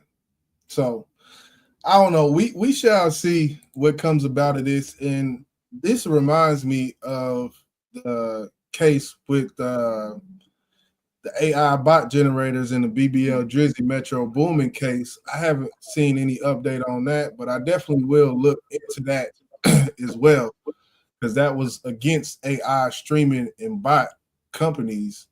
So I don't know, but I think this one's not gonna, even though I think that one may just dissipate over time and nothing come of it if the government doesn't see that it needs, like it's not worth it.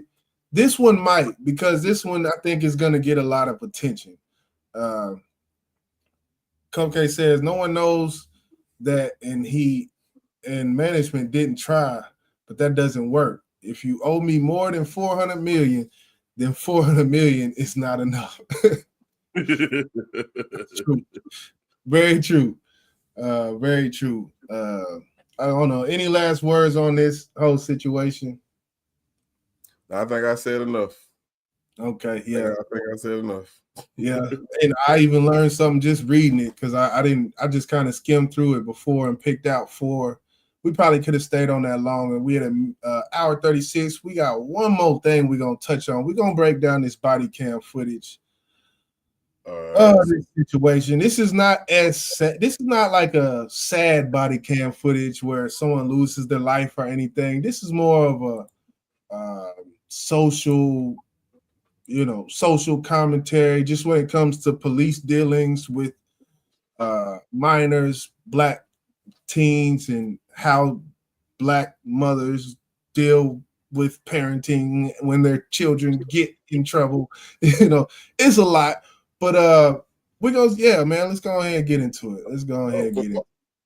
Yeah. Oh, before we get into it, yeah, people, this is the last subject, or excuse me, the last topic of the night, and we call it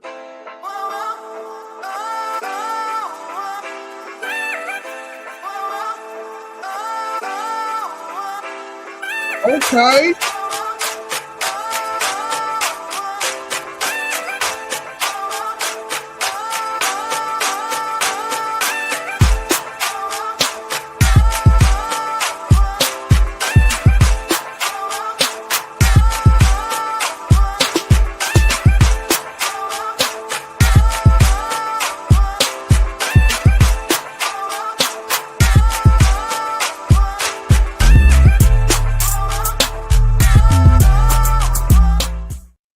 Okay. The potatoes looking good. That's my favorite side of all time. Yes, sir. This is the meat and potatoes, in which we will discuss something every week, Tuesday, 7 p.m. Central. Hit that like if y'all ain't here. If y'all in the bushes, I appreciate y'all too, man. Y'all here too. I see y'all. But yeah, man, let's get into this situation. This is my second watch. This is Boss's first watch, so we're gonna get Boss's initial first watch reaction to this. Let's go ahead and get into it. Where do you live at? Where do you live? What building? Come on now. No. What building do you live in? Officers respond to a call of a fight between about 20 teens. Some of these teens are known to have an extensive criminal history. So I'm gonna tell you. This ain't I'm gonna tell you. You're gonna get. Come on, what you doing that for? Well, because it's called loitering and prowling, and you're obstructing. Come on, man, what you doing that for? I just killed my Oh, him. He ain't got nothing to do with that. He just got school. Who are you? I'm his cousin. You're his cousin? I'm his cousin. I ain't do nothing. I just got over here. You can take me. You can take me. I got my phone to myself. Come on. Hey, no, come on. Go put your hands. You about to go to jail too. Get out. Stop. Stop. Stop. Please stop.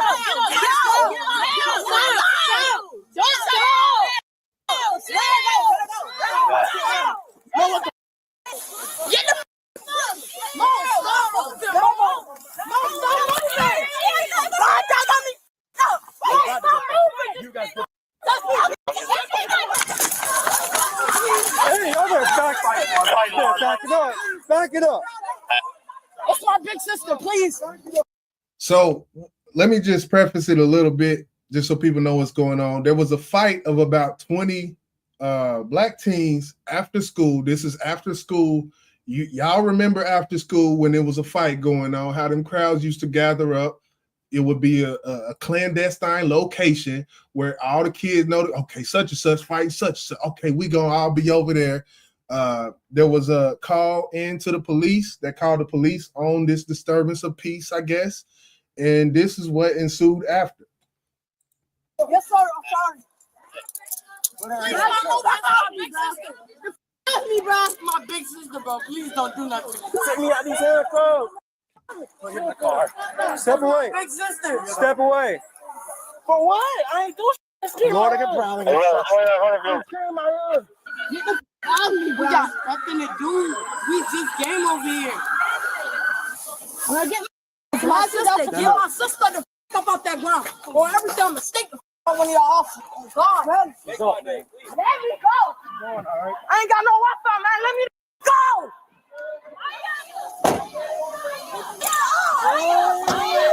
Where do you live at? Oh, I will stay out here. Then get out of here now. Where do you live at? You work here. All right, kick rocks. Where do you live at? He's gonna kick rocks. Kick rock. That one. Which one? Red shirt? Hey, okay, I get down. Call my mama. Where do you live? Where do you live? Then leave. Where do you live? Put your hands out of your pants. Put your hands out of your pants. Where do you live at? Where do you live at? Huh? Where do you live at? Why you in my face, cousin? All right, cool. Where are you hands from?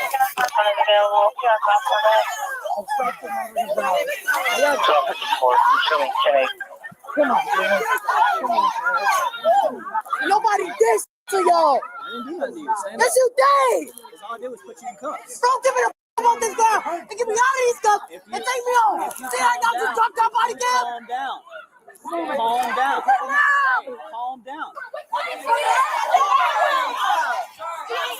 If you don't live here, leave. Y'all got my brother. He didn't even do nothing. Y'all just texted him. If you don't live here, so why she can't get her phone? stand back. This is your. Where do you live at? 42. All right, you're about to come here and talk to me. Where do you live at? I'm a mountain. Good. You do have to talk to me. Watch me. Where do you live at? I gotta ask you a question. All right, then cool. We're going to handcuffs. Come on. Number 5. Let me go now. You see that shit? Number 5. Yeah. I got a lot to say about this shit. You want me to keep it rolling, or you don't? I mean, I don't know how much you want to watch of this, but from what Go ahead. this behavior from these kids is learned. I'm gonna just say that first and foremost. But yeah, go. I mean, play what you need to play, bro, before we even go any further. Yeah, it was a couple spots, and then we're gonna get to when what happened afterward. Called obstruction, loitering and prowling. We keep hearing the same words: obstruction, loitering, prowling. The prowling part, I don't, but the loitering is obstruction. Of course, one could say, more than 10 black people in any neighborhood is called loitering, but I can do this all day long. Yeah, last time you talked to me, you said you're going to kill us all. I didn't say that. So we just put words in my mouth. You just put me in handcuffs because I didn't want to answer your question. That's called obstruction. That's not. And right now, loitering and prowling and obstruction. Do you know the rule, Do I know the rule? Yeah, I know the rule. I know the rule. You just put me in handcuffs. So absolutely, it's not a rule. Let me. I'm not sure where you got that rule from, but that's not a rule. I don't have to answer your question. You're right. You don't have to answer my question. You can go in handcuffs. Now it's called loitering and prowling and obstruction. Have a seat. That's bullshit. We need more cars. My phone. They have your phone. Do you live out here? Yes. Okay, what apartment do you live in? No, I don't live in. Okay. I live here. I live down the street. I live here, but I don't live here. You live here? Have your mother come see me. I'm not even paying with you. Appreciate it. This is the way this works. If you do not live on this premises, then you are loitering and prowling. which means you are required to identify yourself to me. If you do live here, and I ask you your name. I guess they tried to arrest him too. He in the car too. They tried to tackle. No, this is what happened. She was not fighting. Because she was fighting. Okay, so the woman in blue is the first lady that we came and seen run up, and she actually charged the police and kind of like swung on them a couple times, and then she fell to the ground. That's the girl in the blue. Hey, yo, hold up. Chill out. And this is the mom of the young lady in the blue. First of all, we're gonna start this whole thing over. How y'all doing? Good. I'm her mother. Why is my daughter in handcuffs? Your daughter is in handcuffs because she was fighting and then thought it was a good idea for her to try to swing on the police. So as of right now, your daughter is about to go to the juvenile detention center. You can ask him questions. Okay. Also, where's my son? Who's your son? Your little light. He in the car too. He in the. They tried to tackle. No, this is what happened. She was not fighting. They was jumping a boy, and then Rashad had jumped in, and I guess they tried to arrest him too. So that's when All right, we're gonna stop all this. So this is the way this works. That's your daughter? That's my daughter, and that's my son. Your daughter is under arrest. She hit 2 officers. What did the officers do to my baby? They tried to tackle Rashad, and that's when she jumped on him. Hey, all right. Do we have a Rashad in custody? Her brother. So he's the first one that charged that baby. But there's no charges on him? No charges. All right, so, ma'am, excuse me. So right now, your son, Rashad, I believe he's one of the ones we had to change as well. He's not being charged with anything, okay?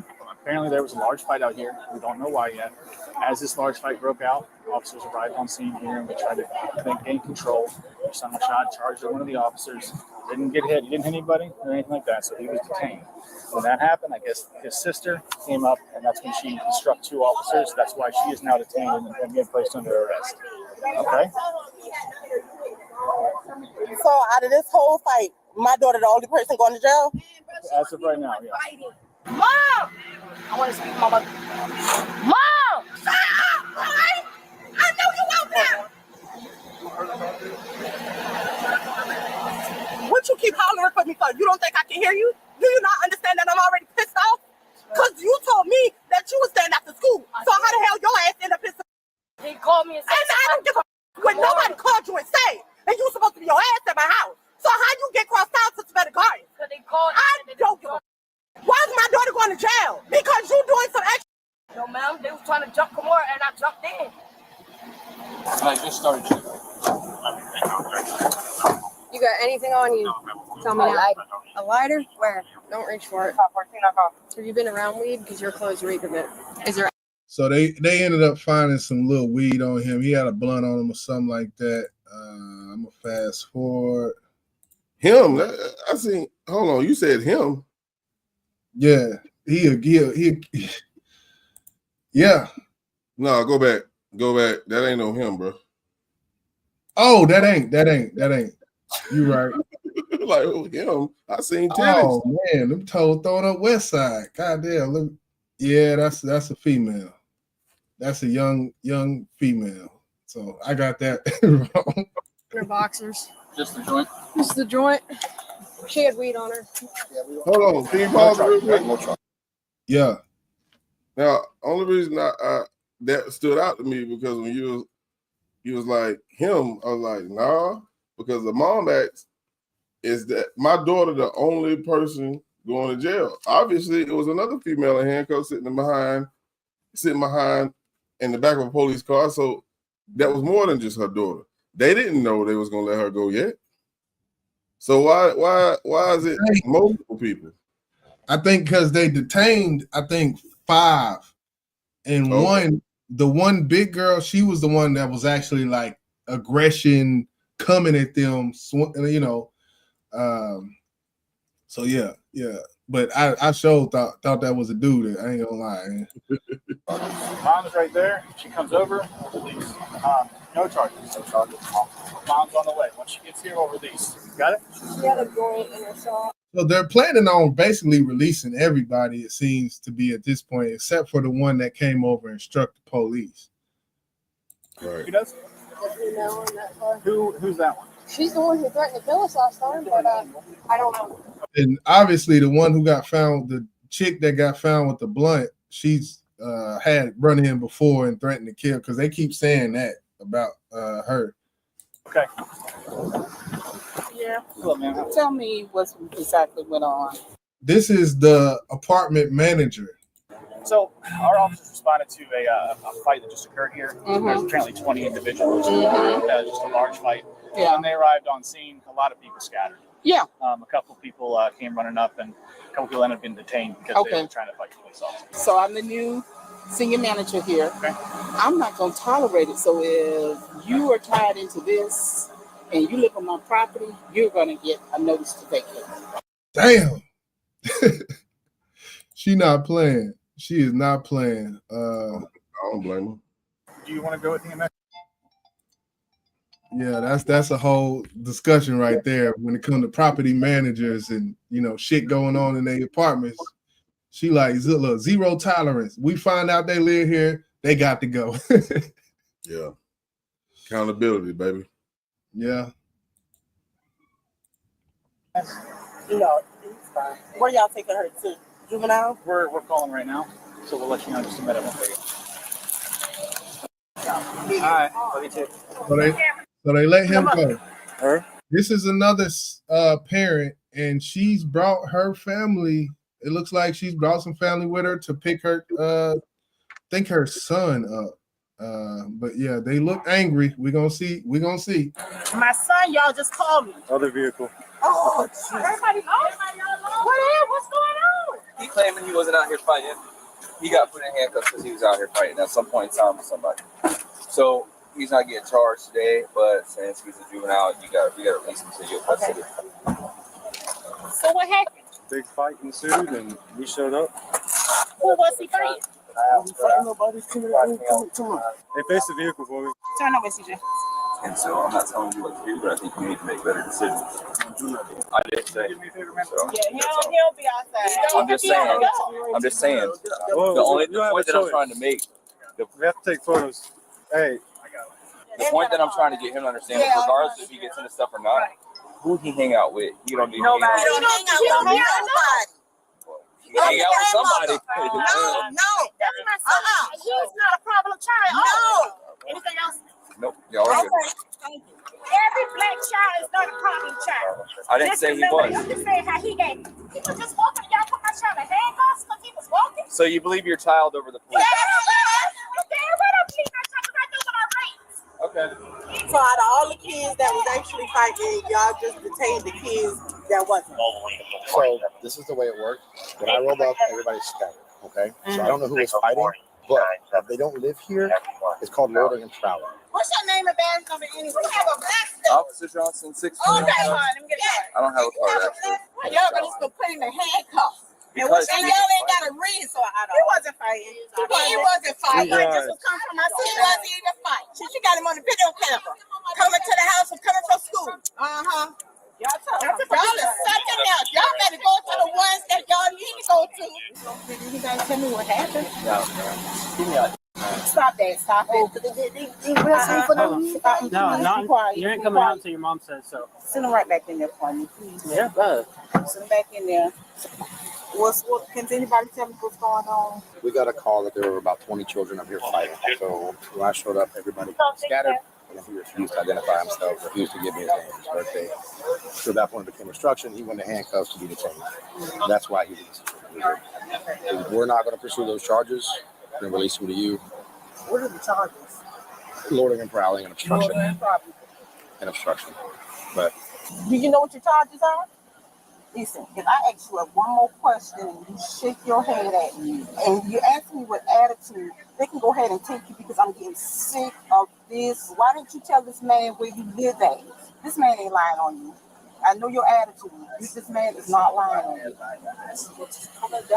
You should not have came down here. It is a phone in the schoolhouse that you can use, and several phones there. Somebody is coming to get you. You know that.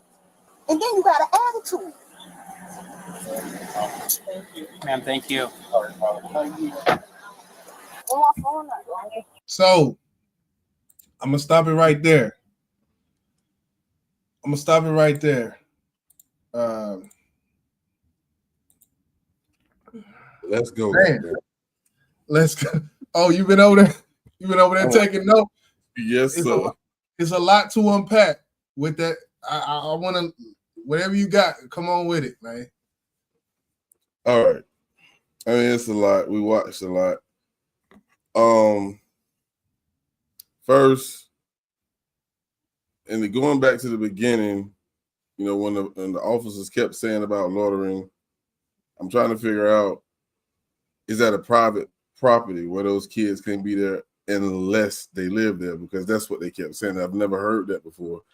Because if you were invited over there and several others were invited over there, it's going to be a crowd of people. But someone who lives here invited you there, for one. So what they're saying is, if you don't live here, I don't think they use trespassing, but you're loitering. No, I was invited here and we're outside hanging out. Now, unless it says somewhere in that property, in that complex, no loitering, then that's different. But if it doesn't say that, they're wrong. And one thing that I did notice early on is, you know, you hear one of the kids say, I don't answer questions. He has the right to say that. You know what I'm saying? That's a learned behavior. He's seen somebody say that. He heard somebody say that. He felt like this is an opportunity for me to say that. A lot of things that we saw in this video was learned behavior. You know what I'm saying? Don't touch me. We've seen that with adults saying that all over social media. We've seen that. They feel like that's going to work for me. Well, did you watch the whole goddamn video? It doesn't work.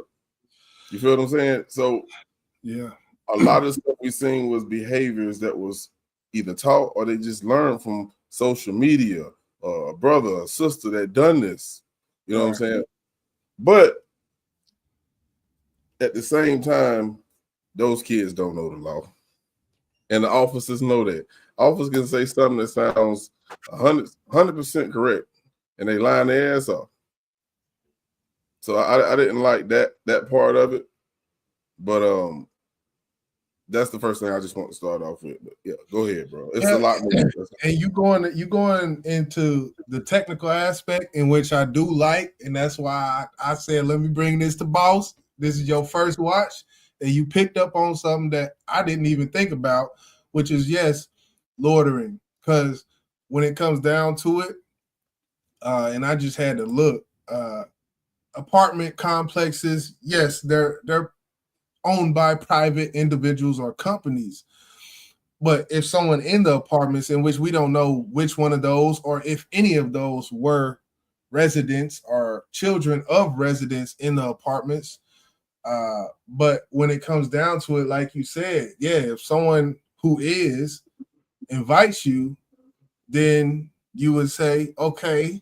But if they're making a disturbance at the same time, in which the term disturbance can be very subjective, because it could have been someone from the window, some old lady looking out the blinds and not liking, because I'm, you know, in fights, it'd be yelling and shit. Like it's a bunch of yelling and shit. So if there's a fight going on and there's residents there who did call the police, I believe, yeah, the no loitering sign, I do believe there is some sort of, you know, when it comes to loitering, if y'all just out there playing a little music and, you know, having a good time, I don't think that they're going to come up. I would hope they wouldn't come up and do what they did here.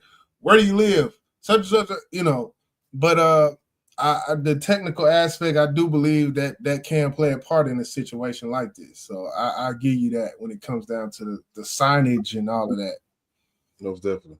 Now, the way they reacted, when we're speaking about the behaviors, when the officer was asking questions like, well, where do you live, or what's your name, or whatever the case may be, none of them act like they want to answer the goddamn question.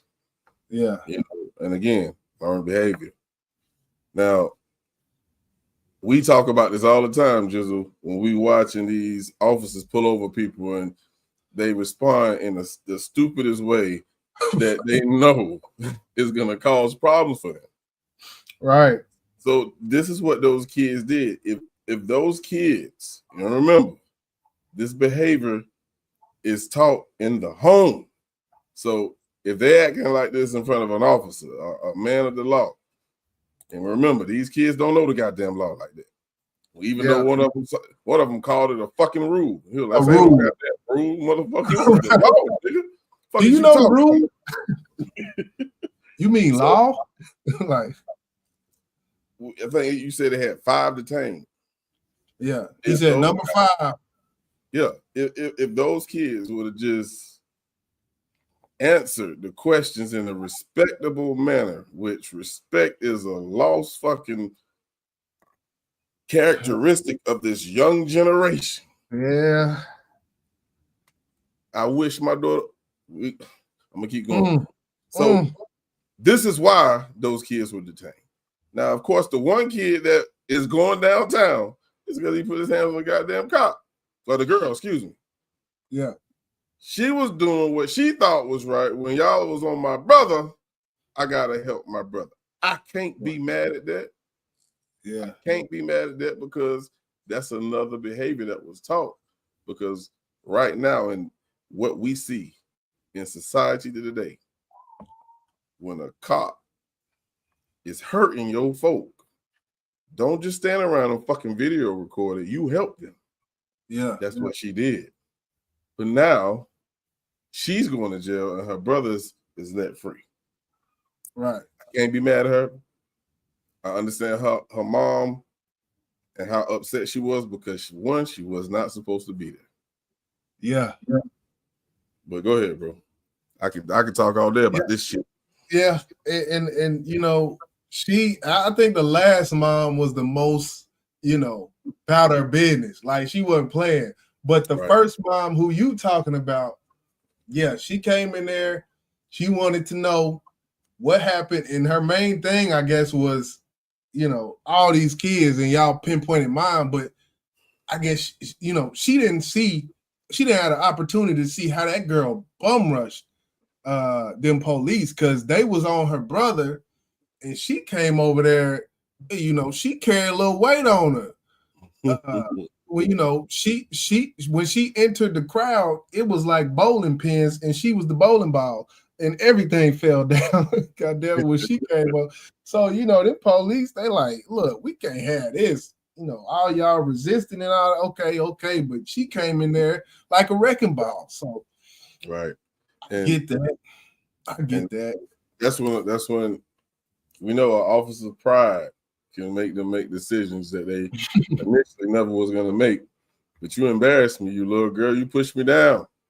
You know what I'm saying? And like I said, I understand why she did it, but you wasn't supposed to be there for one. And what tripped me out about the family that we're speaking about now is how they act out without even knowing what happened. Right. My kid wouldn't do that. Oh, you talking about the next set was the Okay, that was the next one. Okay. That was the next family that came up, and she was on that rah-rah. Okay. She was on that rah-rah time. So I'm gonna jump to that family. Okay. They out here just upset because your kid is in cuffs and your kid is going to jail.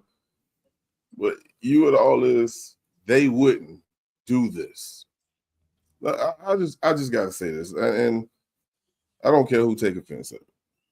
What you think you know about your kid, you have no fucking earthly idea. Because one thing, when they leave the house, how they are at home might not be the way they are when they're in public.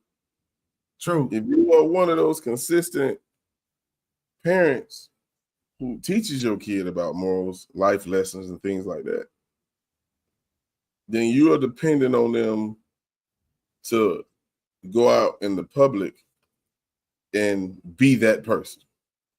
That's not always the case. You know, I pray every day, you know, my daughter listen to me and understand what I'm telling her is for the greater good. But when you come out to a scene like this, for one, your kid shouldn't have been there.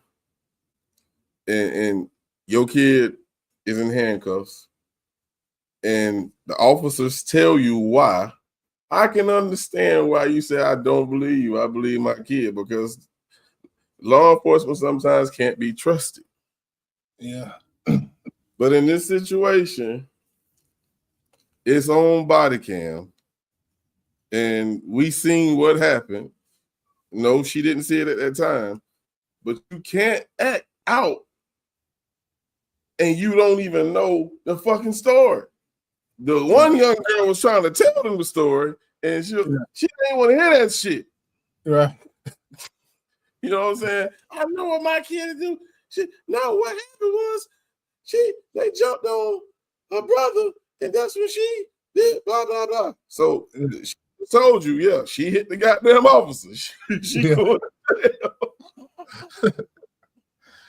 Yeah, you know, with that group in which it was a bunch, she brought her sister, her cousin, she brought everybody down there. You know, that was not the play. You don't do that in a situation like this. You don't bring the cheerleaders along. You don't bring, you know, you come up there with logically with a straight mind and talk to these police and try to get to the bottom of it. And they didn't do that. And the thing I noticed about that set is they said, oh, so he's free to go? Yeah, he's free to go. And she said, come on. And then after the fact, they was all the way down by the car, and then she yelled to the police, oh, so you just detained my son, and he was just walking down the street? So obviously that kid told his mama that he was just walking down the street. Yeah, I heard that part. He wasn't he wasn't just walking down the street, ma'am. He was standing there watching that fight. And with the rest of them, like, you just think about son. So you go, and then they ask, so you're gonna believe your son over the police? Yes. That was funny right now. And that goes back to what you said about black folk not trusting the police, because we just don't. It's a part of the culture. We don't trust them. Like, yeah, and they've given us several different reasons why we shouldn't. So right. Is something has to happen in that community, because obviously that community definitely don't trust their ass. Hell, from those kids, I can imagine the adults don't trust them either. Right. But we did have one parent, and you spoke about this a little bit earlier, who came in there. Oh yeah. And like my mom and my grandma say, you know, cool heads prevail. You know what I'm saying? You're going to get a better outcome when you remain calm, talk. And she couldn't get what she wanted from the cop because her son was right there doing all this right here. Sit his ass back in that car. Put him back in that car. I don't want to hear what he got to say right now. I want to talk to y'all. Right. I respected that so much, bro. Yeah. Yeah. And he still left. He still left with her, but she, like you said, she understood her kid. She knew who her kid was. Right. Said, I'm tired of this shit. I'm tired of this shit. She wasn't like him. My bad. She wasn't like him. She was like, I think if she could, or if the officers wanted to, she'd have let his ass go. Go on, take his ass with you. Let this be a fucking lesson to you. Right. You know what I'm saying? Because you don't have to be like this. Mm-hmm. And parents like that, I respect, man, because it's accountability that a lot of our black mothers, they lack. They feel like, nah, my kid is Mrs. or Mr. Perfect. No, the fuck they ain't. No, they ain't. Them motherfuckers as bad as the fucking bad news bears. They bad. Yeah. And the parents got to hold themselves accountable for how they raise some kids. Because that shit ain't just happened that day at that fucking park or apartment complex. Nah, them motherfuckers act like that every goddamn day when they ain't around you, nigga. Yeah. She said, I know your attitude. I know your attitude. Like, when she said that, I'm like, oh yeah, she done dealt with his ass before. Mm-hmm. So yeah, and then the other parents, you know, saying, "Nah, my kid wouldn't do nothing like this." Then why are they here? If this ain't their behavior, if this ain't the type of person they are, why they hang around these badass fucking kids? Nah, take accountability. That mother knew that motherfucker was bad. She knew, but she just wanted to give the police help, and I get it. Right. I get it because you know the police can be some fuckboys sometimes. I get it. And I bet you after that, even though the one parents who was like, you know, you believe your child over me? Yes, I believe the child over you. I bet you as soon as he got his ass in the car and they drove off, what the hell you was doing up here in the first place? I told your motherfucking ass. I bet she went off on him 10 times more than she went on. For real. And that officer set his ass up for a fucked up answer. You believe him over me? You goddamn right. Right. I don't trust you, motherfucker. Because she would have lived with that for the rest of her life if she didn't answer it like that. For real. She answered it the correct way, but like you said, when she got in that car, I'll bust you in your mouth, nigga. You shouldn't even be up here. Right. Hell yeah, man. I really, when it comes to that footage, you know, the end part of it is what I really wanted to go over, because when I seen it, I was like, man, this is a microcosm of the Black household and how parenting is getting delved out, and you get to see the differences in how the parenting is happening. I don't have a child, but yeah, I would hope that I would be the parent if I do have the opportunity to be one in the future. I would hope that I would be like that last Black mother who came up. You know, her tone, everything about her and the way she handled it was spot on. It was perfect. It was perfect. I said perfect. It was perfect how she handled that. And I would hope I would have a mindset to approach something like that, like how she did. You know, what comes with that is, and we're going to wrap it up. We're over 2 hours, but when it comes to that, there might be some Black parents who say, well, I wouldn't respond like that, because I don't want my child to have ... on their record. So I wouldn't respond like that. I would never respond like that or put my child in a place. So I would act out. I would, you know, diffuse the truth per se. I would diffuse the truth to keep my child out of having something on their record and making that trip down to juvie or down to, you know, wherever. What's your thoughts on that angle or aspect of it? It wasn't your choice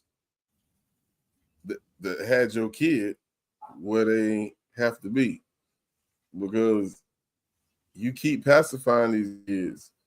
And I know a parent job is to protect their kids, but you also have to allow them to fall on their fucking face, because when you're always saving them, yeah, you're hurting them. I know it sounds rough as fuck, but it's the truth, man. Because what you did, and your kid may know 100% they was wrong, but my mama saved me. What the fuck did they learn? Nothing. They just now know that if I fuck up, my mom gonna be there. No, the fuck she ain't. Not all the time. That's true. Not all the time. One day, when you leave the nest, whether you go to college or you just go and get your own place, mama ain't gonna be there every time, man. She ain't gonna be there every time. You might decide to go move out of state somewhere. And now you acting the same way, thinking mama gonna come be superwoman. You hindering, not helping. Damn. Let them fucking fall on their face, man. Whether you believe it or not, that's what a real parent would do. Yeah, you can help brush off their goddamn dirt. Put a Band-Aid on that. Make them feel that shit. Because when you stick your fucking hand on the stove, I bet you won't do it again, nigga. Right. Tough love. What you speak of. Real shit, bro. Yeah. So, hey, that's true. I ain't got much else to say about it, man, because that's all 100. What you just said, I agree wholeheartedly with that. Even like I said, not having any kids, but yeah, man, that was a great video. I'm glad I had the opportunity to sit here and give y'all my straight, pure, natural reaction because that was my first time seeing it. Yeah. And the first place I took my mind was that's my daughter. How would you react, boss? How would you react right now? I'd have reacted just like the last parent. Your ass shouldn't have been here. Yeah. Do me a favor. Take her downtown. I'm gonna come pick her up, but take her ass. Like you got a little agreement. Just make her feel the ride. I wanted to know how that ride felt in the back seat. Bars in front of them and shit on that hard ass glass they got on them seats with your hands back. For real, boy. It ain't a good feeling, bro. Oh man, I just thought, bro, man, I'm claustrophobic too. Ooh. It ain't a good feeling, bro. And they need to feel that. Let them have that fear on that ride home. That my mom or my dad is going to sit here and let them take me to jail. Yep. I'll be there when you get there, but you don't know that. Right. Man, that's deep. That's deep. That's deep.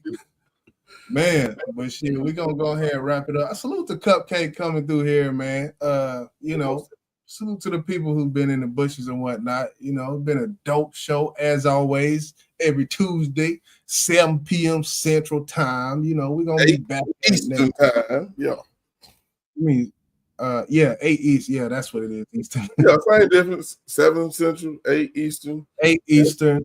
I don't know what it is on Cali time, but hell, we here with it.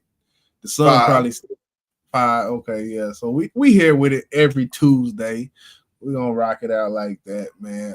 Salute to the people though. Hit that thumbs up if you ain't, man. I'm YJ, that's Boss Man Blake in his thing, man. We're gonna go ahead and ride it out like that. Most definitely, man. We appreciate y'all, man. This has been episode 44, man. See you next week for 45. Until then, protect your peace, man. Don't let them keep get to you, man. We gone, baby. We got now. We ain't got next. We got now. We ain't coming no more. Better move out the way. Better move out the way. They ain't got nothing else to say. You can doubt us all you want. You can doubt us all you want. We coming. We coming. You better move out the way. Better move out the way. They ain't got nothing else to say. You can doubt us all you want. You can doubt us all you want. But it's up. It's up. It's up. It's up. So all the haters y'all can step on. It's time to move on. Coach trying to find a new home. We talking Buffalo strong. The more hills we tell them so long. You can't tell me I'm wrong. Hey, we gon' run this 9 round. That mean the 100 go long. Hey, hold on. They just don't know how Buffalo roll. You better know we gon' protect them. And that's the end of your road. And they know wherever we go, know that we don't fold. We know the haters talking. We just act like we don't know. Don't let go. And they know we strap up. We put on. We go hard. They go home. That's on guard. They'll fold. Make them roll. But no tide. We roll with no grind. We coming, but we live. Colorado has a ride. So let's ride. Move out the way. Better move out the way. They ain't got nothing else to say. And you can doubt us all you want. You can doubt us all you want. We coming. We coming. You better move out the way. Better move out the way. They ain't got nothing else to say. And you can doubt us all you want. You can doubt us all you want. But it's up. It's up. It's up. It's up for the move. Or we gon' move some. Go. We go. We go. Or we gon' move some. Or we gon' move some. Go.